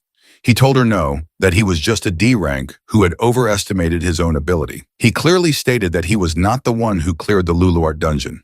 This shocked Sierra, who could see through lies. Yukari knew he had lied in front of Sierra, but he couldn't think of any better reason to hide the truth, even if the situation seemed suspicious. Sakurako turned to Sarah and asked if Yukari was telling the truth. Sarah paused for a moment, then eventually nodded. She said Yukari was telling the truth. It wasn't him who cleared the dungeon. Sakurako nodded and accepted the answer, saying that for Sierra's sake, she would let it go. Umeo then introduced Kira as her older brother. Kira said that somehow they had made it through the chaos and offered to let Yukari stay at their place for the night. Yukari thanked them, admitting it would be a big help. Sakurako turned to Sarah and asked if they should go home together. Sarah agreed, but inside she knew the truth. Yukari was the one who had cleared the first floor of the Lulu Heart dungeon. Sarah felt a pain of sadness, realizing he was always one step ahead of her. But more than that, she was confused about why he had chosen to hide the truth. Was there some secret he couldn't yet share? Sarah convinced herself that Yukari wasn't the kind of person to lie without reason. It must mean she wasn't yet someone he could confide in. Resolving herself, she silently vowed to train harder, to become someone Yukari could trust and lean on. That was all there was to it. Meanwhile, in the Holy Dungeon Association, a sister approached Irigami and asked if she was unharmed and what they should do about Yukari. She told that with her order, they could eliminate him immediately. However, replied that it wouldn't be necessary. She had sensed it. Harble, the entity Yukari summoned, carried the unmistakable magical signature of the Lulu Heart dungeon. That was enough to confirm it. Irigami smiled and told the sister that Yukari was their light, their hope for dungeons to overtake the world. She then whispered her thanks to her lord, utterly confident that Yukari was the one destined to be her partner. 3 days after clearing the first floor of the Lulu Heart dungeon, at the Japan Dungeon Association, Tokyo branch, a female staff member was looking at her tablet and noticed that the news about the first floor of the Lulu Heart dungeon being cleared was everywhere. She couldn't believe a player had actually managed to clear that dungeon. She also noted that a popular online theory claimed Sakurako was the one who cleared it, but she didn't think it was Sakurako. Just then, Yukari approached and politely excused himself, asking if he could request a rank-up procedure. The woman immediately apologized, saying she hadn't noticed him while distracted. He replied it was no problem and informed her that he'd like to confirm his promotion to Kank. The lady was surprised and reminded him that it had only been a week since his D-rank promotion.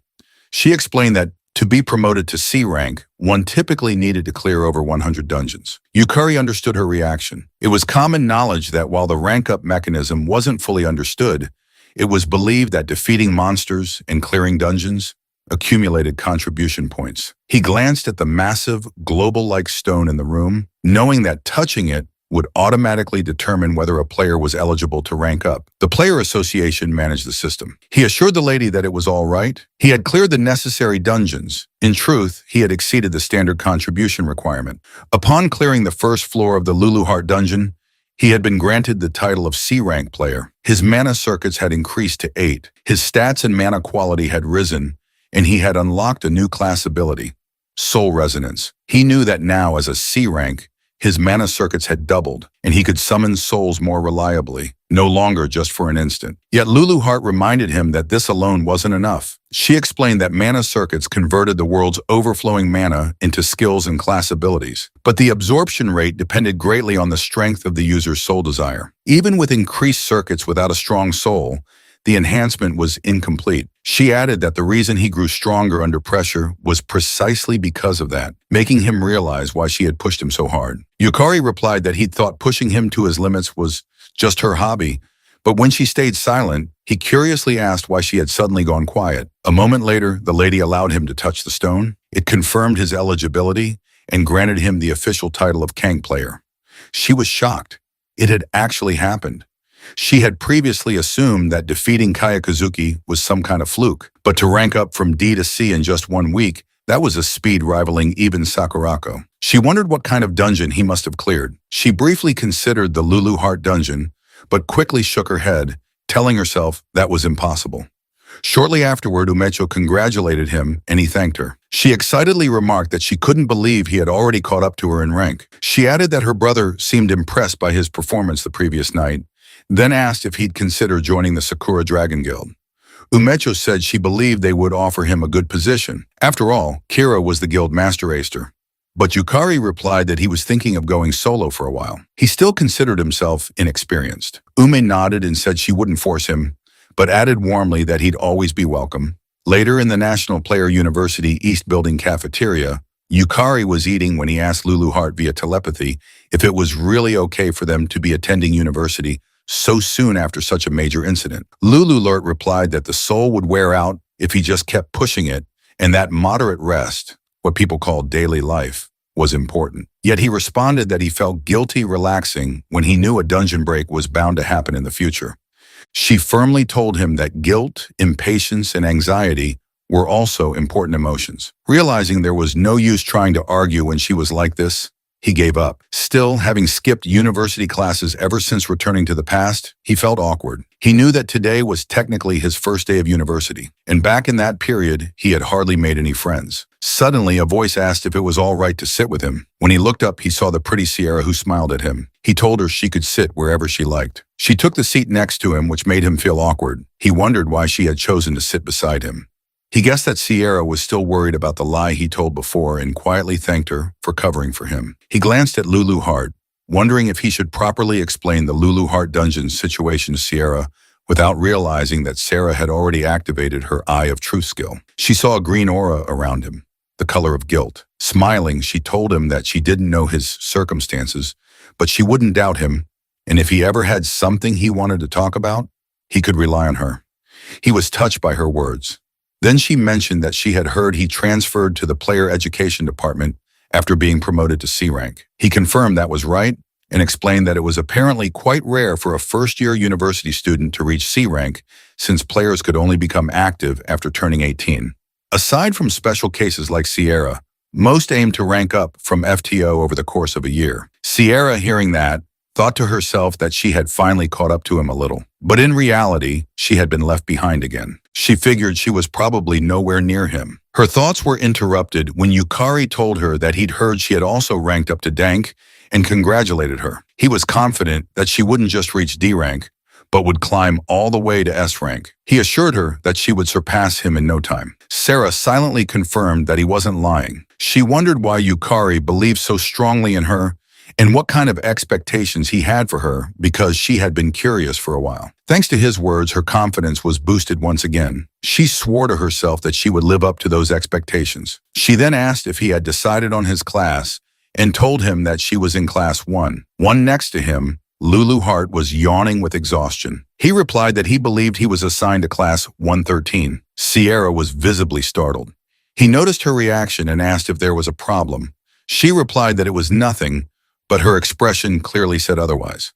With no other option, she explained that Class 13 was formed based on ability, regardless of year, which meant it had a few, just a tiny bit unique individuals. He was confused by her words, but told her there was a dungeon clearing class orientation later with greetings from classmates. He said he was looking forward to it. Later, in front of the C-rank dungeon, Gusion, he was kneeling on the grass with a sign that read, "Today's baggage carrier." A female player was shouting at him, demanding to know what was going on and why a first-year small fry was mixed in. That woman was Iba Kamori, a C-rank player with the Berserker class and unknown skills. Suji Naruse, another C-rank player with the Knight class, casually replied to Kari saying, "How should I know?"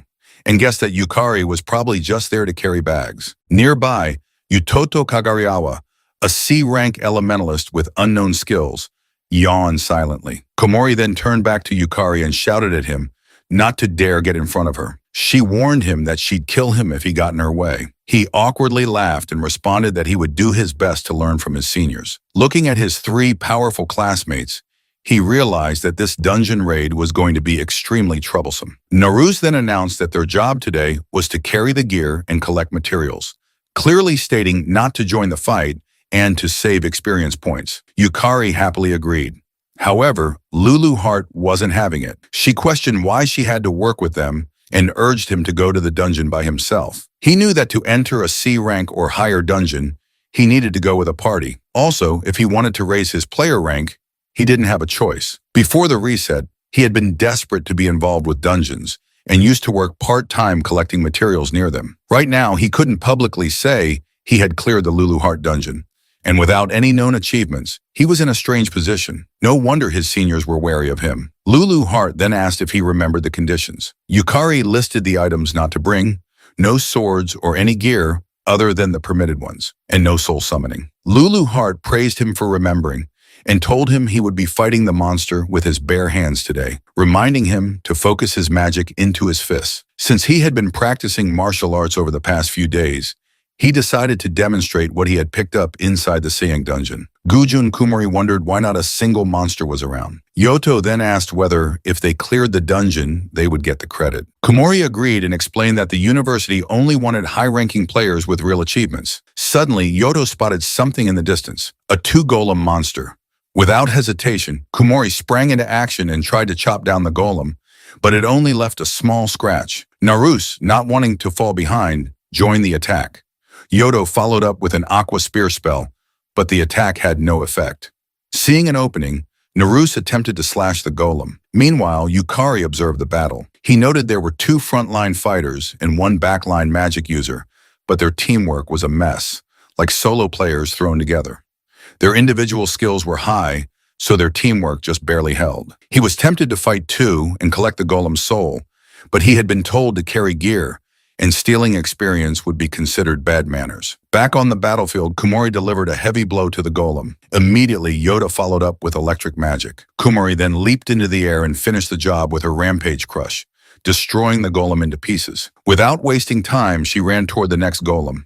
Yukari expected his seniors wouldn't need any help. At that rate, they'd finish the next one in 10 minutes. However, they failed to notice a golem hiding in the corner. Realizing his seniors hadn't seen it and were starting to look worn out, he decided to try it himself. Without hesitation, he dashed toward the golem, channeling magic into his fist and punching it directly in the face. He realized it didn't go down in one hit, but his control over his magic now rivaled using a sword. Deciding to try again, he delivered a second blow that shattered the golem's head into pieces. Realizing the result, he decided to try again later, when another opportunity arose. Just then, Kumori ran up and asked if he was okay, but what she saw shocked her, a golem reduced to pieces. Yukari tried to explain, but her attention had already shifted to the golem materials, and she assumed the monsters had fought over territory. Just as he thought he was safe, Yukari was scolded for wandering off on his own. She ordered him to return, and he quickly complied. Kumori then looked at the broken remains of the golem. Deep down, she knew what she was seeing. Yukari had destroyed the golem with his bare hands. She realized it shouldn't have been possible for someone with a C-class status or even an A-class power. Realizing something didn't add up, she decided to keep an eye on Yukari.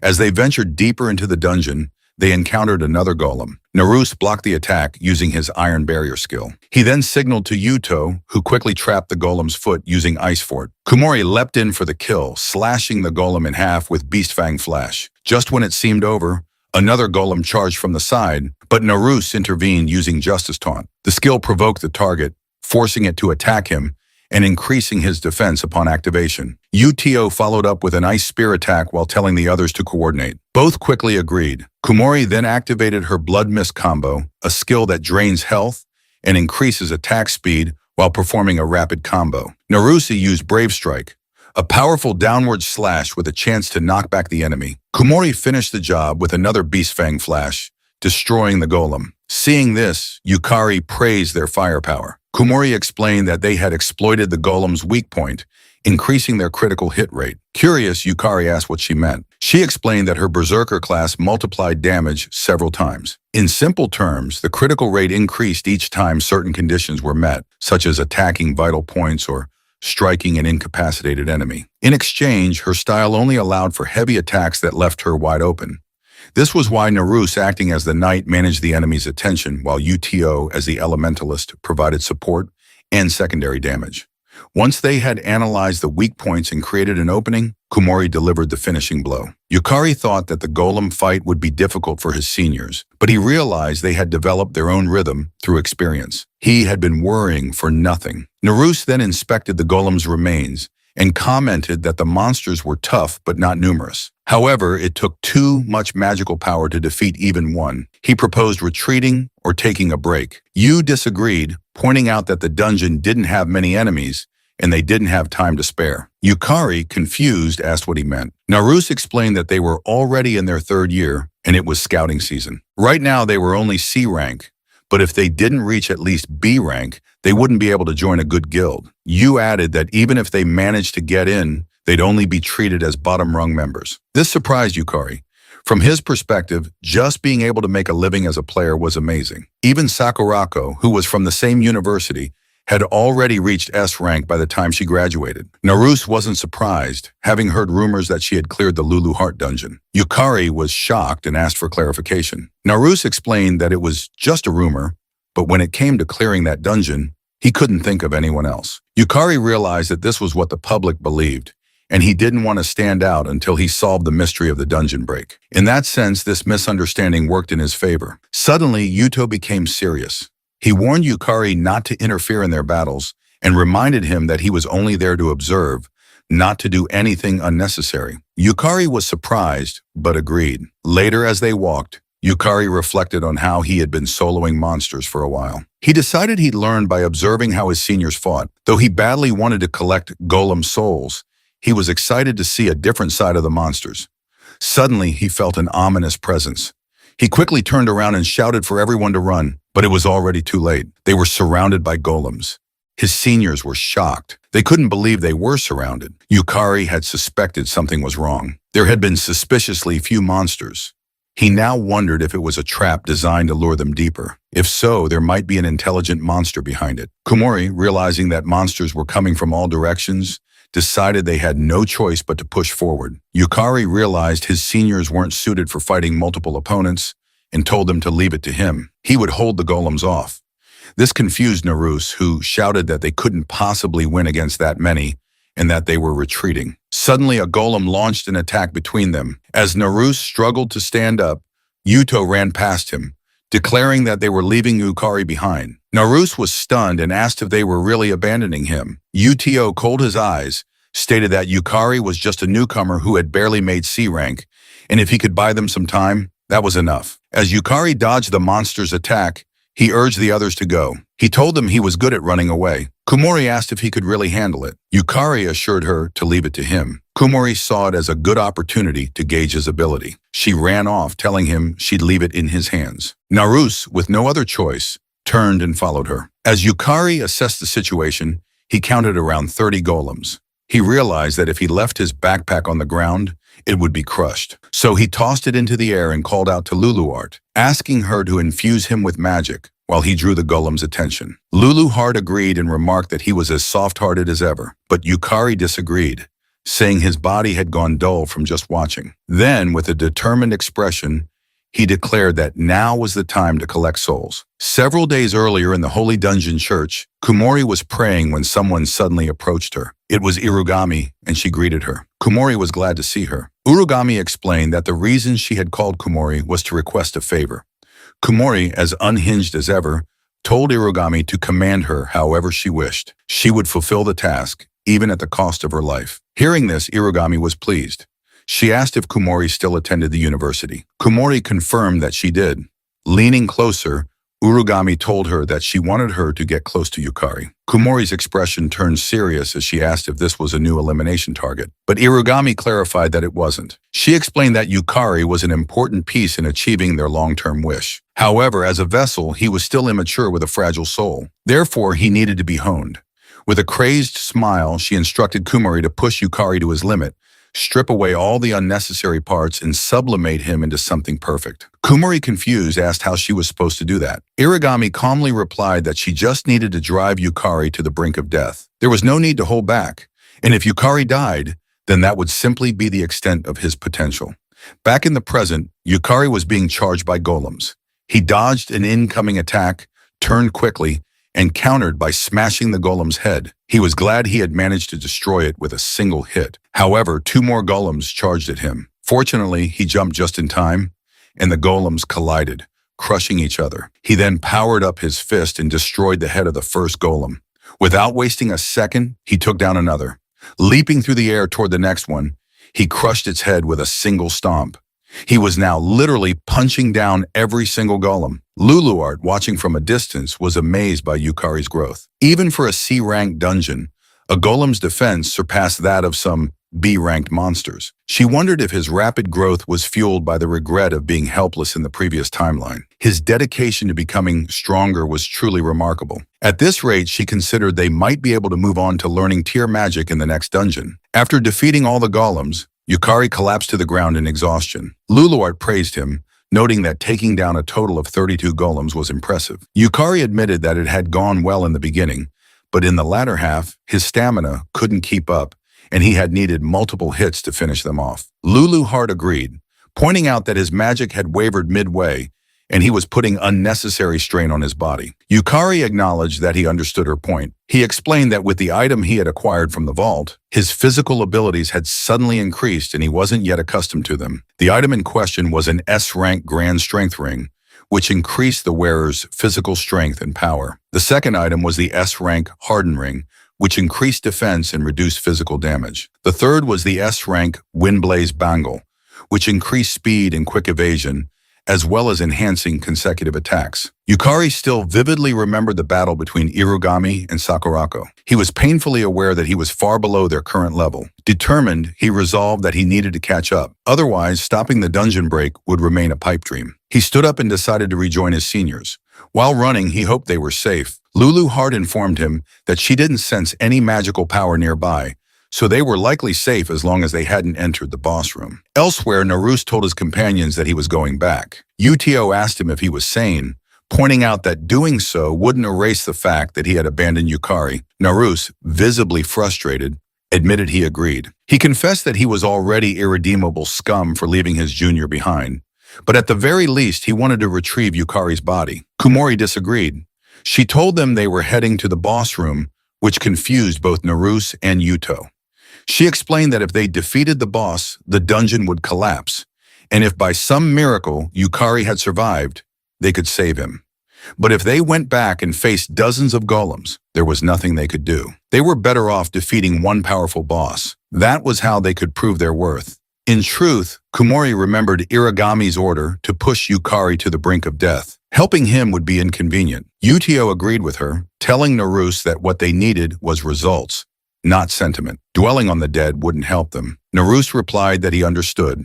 As the two walked, he felt a growing sense of cowardice, realizing it was fear that had made him abandon Yukari. He was overwhelmed with guilt. Even so, he told himself that if he could defeat the boss, he could at least bring back Yukari's body. Suddenly, Yukari arrived and asked if they had been waiting for him. He was glad he had caught up. The two were shocked, but Kumori eyed him with suspicion. Naruse was shocked to see that Yukari was still alive. He had assumed Yukari would be dead, but Yukari simply told them that he was good at running and had survived by sheer luck. Not wanting to stand out, he kept quiet about defeating the golems. He also didn't want to believe that one of his seniors might be the traitor responsible for triggering the dungeon break. Still, he knew it was better to stay cautious. Naruse apologized and admitted that he had panicked. Yukari assured him it was fine, adding that he was the one who had given them the idea in the first place. Yu then approached him, warning him not to turn into one of those thieves who run around collecting experience points. He called Yukari a brat who had just gotten lucky. Yukari responded that if all he wanted was experience points,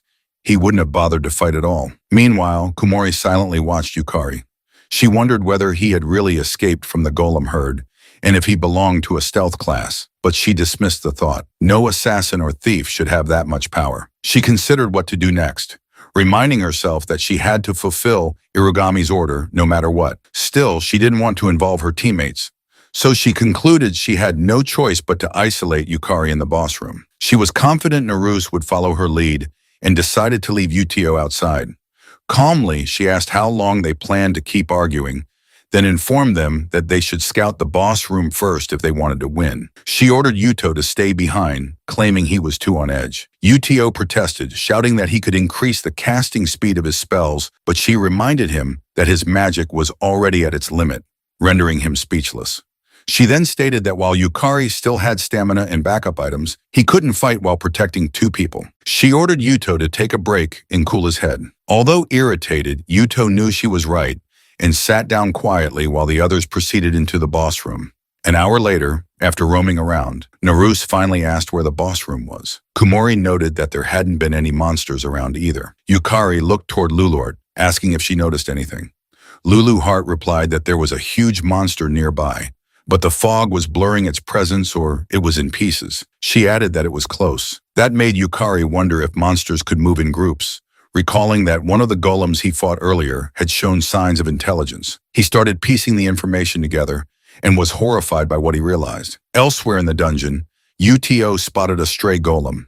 Its body was damaged, alone, and on the verge of collapse. He wondered if Yukari had done it, but dismissed the idea. There was no way a first year like Yukari could have managed that. He approached the golem, thinking himself lucky. Confident he could take on a dying golem, Uto gripped his key tag tightly.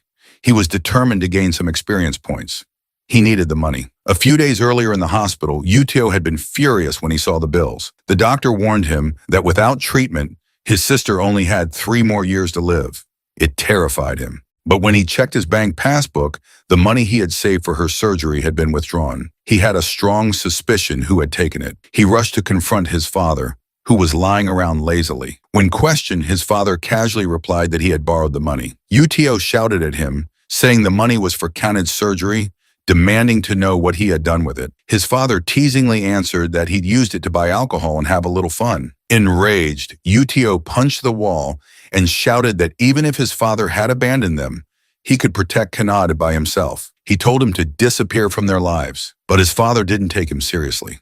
Laughing, he walked away, telling him to just work harder. Back in the present, Uto knew he didn't have time. Killing one golem would be enough to push him to B rank. It wasn't much, but it was enough to qualify for a higher tier guild with perks that could earn him the money he needed for Kaned's treatment. He despised the world, calling it garbage, and decided never to rely on anyone again. He activated his magic power and struck the golem with his hydrospike. It shattered into pieces with a single hit. He calmly approached the remains, confident that as an elementalist, he could take on many attribute classes by exploiting their weaknesses. But he was stunned when he saw the shattered pieces begin to move. A wave of horror swept over him as he felt a powerful presence awaken. Just as he feared, the dungeon boss appeared before him. That's when he realized why the boss had been so difficult to find. Yu immediately tried to retreat, but before he could, the boss swung its massive fist and punched him across the room. He slammed into the wall and couldn't believe the boss's speed. It had grown much faster. He tried to stand, but his leg was severely injured. As the boss approached, he watched helplessly, thinking bitterly that nothing ever went right in this world, that everyone and everything was trash. The boss raised his fist to finish him. Powerless, Uto lifted the key tag his sister had given him, trying to call out to Kaned as his vision faded. Fortunately, Yukari arrived in time and caught the golem's fist with one hand. He tells that he understood. He wanted to rank up and gain experience, but Yukari asked him just once to let him help. Yukari then realized that each of the golems he had fought earlier was a fragment of the boss golem. He snapped back to attention when Uto shouted at him to be careful, making him notice the boss's other fist coming toward him. He immediately stopped it with his other hand and pushed it away from Uto. Shifting his weight onto his back legs and lowering his hips, he struck the golem with full force, shattering one of its arms and pushing it back. It was tougher to defeat than the golems they had encountered on the way, but for Yukari, it wasn't impossible. However, he was surprised when the boss regenerated its destroyed arm. Lulu Hart informed him that since the boss golem was formed by combining golems, regeneration was not unusual, but that didn't make it invincible. He then activated his soul trial ability to increase his mana and applied debuffs to himself. Raising his fist, he punched the boss, then immediately activated Lost Man to remove the debuffs and punched again. The force of the strike pushed the boss backward, and before it could respond, Yukari unleashed a rapid barrage of strikes. Uto was stunned by his movements and wondered if Yukari was truly the same conch as them. The others arrived shortly after, and Naruse admitted that he thought that they had caught up. But if they joined the fight now, they'd only get in the way. They stood back and watched Yukari dominate the boss. Kumori couldn't believe what she was witnessing. She observed that the efficiency of Yukari's monocircuits was on a completely different level than theirs. She was amazed at the amount of mana he was releasing and questioned what kind of mana absorption and circulation efficiency could produce such power, especially when the number of mana circuits should be the same among them. The boss growled in frustration and summoned its soldier golems. They realized the boss had mass summoned its golems, and once it finished, ordered them to attack Yukari's seniors. Yukari immediately looked back and summoned Harble, who responded with a wave of apathy, stunning all the golems. Yukari rushed in, destroying them one by one with single blows. Uito couldn't believe that he had summoned a familiar capable of using action-inhibiting magic, an area of effect stun with such long duration. It was overwhelmingly superior to his own magic, leaving him to question whether Yukari was supposed to be a warrior class or a summoner. Meanwhile, Yukari summoned his S-rank summons, Skull Lich Lord and Water Element, and ordered them to protect his seniors. Both summons complied. Kumori was shocked that he could summon multiple spirits at once, and that each of them was stronger than the entire team. While still in battle, Yukari noted that with the mana he had gained from Serendiana,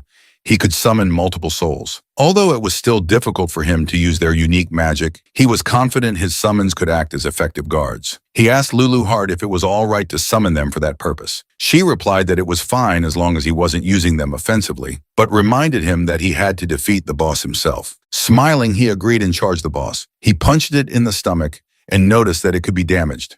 However, despite the significant damage, the boss regenerated instantly. He began to question whether there was any limit to its regeneration. Still, he believed there had to be a trick to defeating it. He decided to change his approach and look for a weak point. He kicked its legs, punched its belly, and smashed its head. But all of his efforts were in vain. The boss regenerated every single time. He glanced at Lulu Heart, who was silently observing him, and recalled her lecture that he must think for himself, fight, overcome adversity, and achieve victory. He understood now he had to become capable on his own. Calming himself, he pushed through his thoughts. He then ordered Water Element to activate her water prison ability. She responded by casting Aqua Globe containing the prison. While she was busy holding the spell, Yukari rushed toward the boss's arm and gripped it tightly. He pulled with all his strength and managed to tear the arm off. The boss screamed in pain, but he ignored it, knowing that even if he completely shattered the arm, it would only regenerate again. He lifted the detached limb and threw it toward Water Element. He decided that they needed to prevent the pieces from reassembling. Water Element imprisoned the boss's arm in her water prison, and he ordered her to keep the fragments isolated. She winked in confirmation. Turning back to the boss, he told it that it could no longer regenerate. Activating Soul Trial, he warned the golem that he was about to destroy it. Yukari then punched the boss's left arm to sever it and threw it into the water prison. He struck its torso and continued attacking relentlessly, placing each severed piece into the water prison as he went. Lulu Heart was surprised that Yukari would use the water prison solely to prevent regeneration. She noted that he wasn't attacking mindlessly, but was instead searching for a more efficient approach. She was impressed and amazed at the rate of mana absorption, the efficiency of his mana circuits, and the strength of Yukari's soul were all coming together perfectly. This led her to consider that it might be time to send Yukari back into the Lulu Heart dungeon, as the situation there was likely growing more serious by now. With no more regenerating stone fragments, the boss had shrunk considerably. Yukari was glad that using the water prison had succeeded. He dashed toward the boss at top speed, knowing he only needed to finish it off with a single high-powered strike. Inhaling deeply to calm himself, he decided to limit his soul usage to 20%. He then raised his fist, fueled with his soul, and used his soul burst ability to punch the boss. The boss was launched backward, and its core was destroyed, killing it instantly. Yukari had defeated the dungeon boss, Red Golem, and it dropped the golem pendulum. Though no soul core was dropped, he was satisfied. He had succeeded in controlling the high-cost soul burst skill, which consumes one's soul to trigger a magical explosion and slows mana recovery. He recalled that during his battle with Serendiana, he had used up his entire soul and could no longer continue fighting. But now he had managed to regulate the consumption, allowing him to remain combat ready. Naruse approached him from behind, praising him as something else, and figuring out that he was the one who had taken down the horde of golems a few hours earlier. Yukari admitted that it was him and asked if they could keep it a secret, as he didn't like standing out. Naruse thought he was humble and said it was a waste. His strength would be in high demand. Utio then acknowledged that he had underestimated Yukari. He confessed that he had prioritized his personal matters, which ended up burdening Yukari. Utio then bowed and sincerely apologized, startling Yukari. Utio noticed Yukari's injured hand and suspected that he had pushed himself too far. Yukari looked at his hand in confusion and realized he hadn't noticed the injury because of the lost man's skill, which nullified pain. He stared at it, knowing it was now useless, but he didn't care. He simply reminded himself to be careful when using Soul Burst, as losing use of an arm every time would become a serious problem. He smiled and assured Utio that as long as he could protect everyone, losing an arm was a small price to pay. Yu was stunned by what he heard, but before he could respond, Yukari pulled something out of his pocket and handed the key tag back to him, telling Yo that he had his own reason for becoming stronger. Uito responded that he understood and hoped they both could achieve their goals. On the other hand, Kumori began to understand why Irogami had her eyes on Yukari, but from the perspective of someone affiliated with the Holy Dungeon Church, it was not necessarily a good thing. Still, Kumori decided to set the thought aside. She knew that an interesting junior had just joined them, and she couldn't help but be intrigued.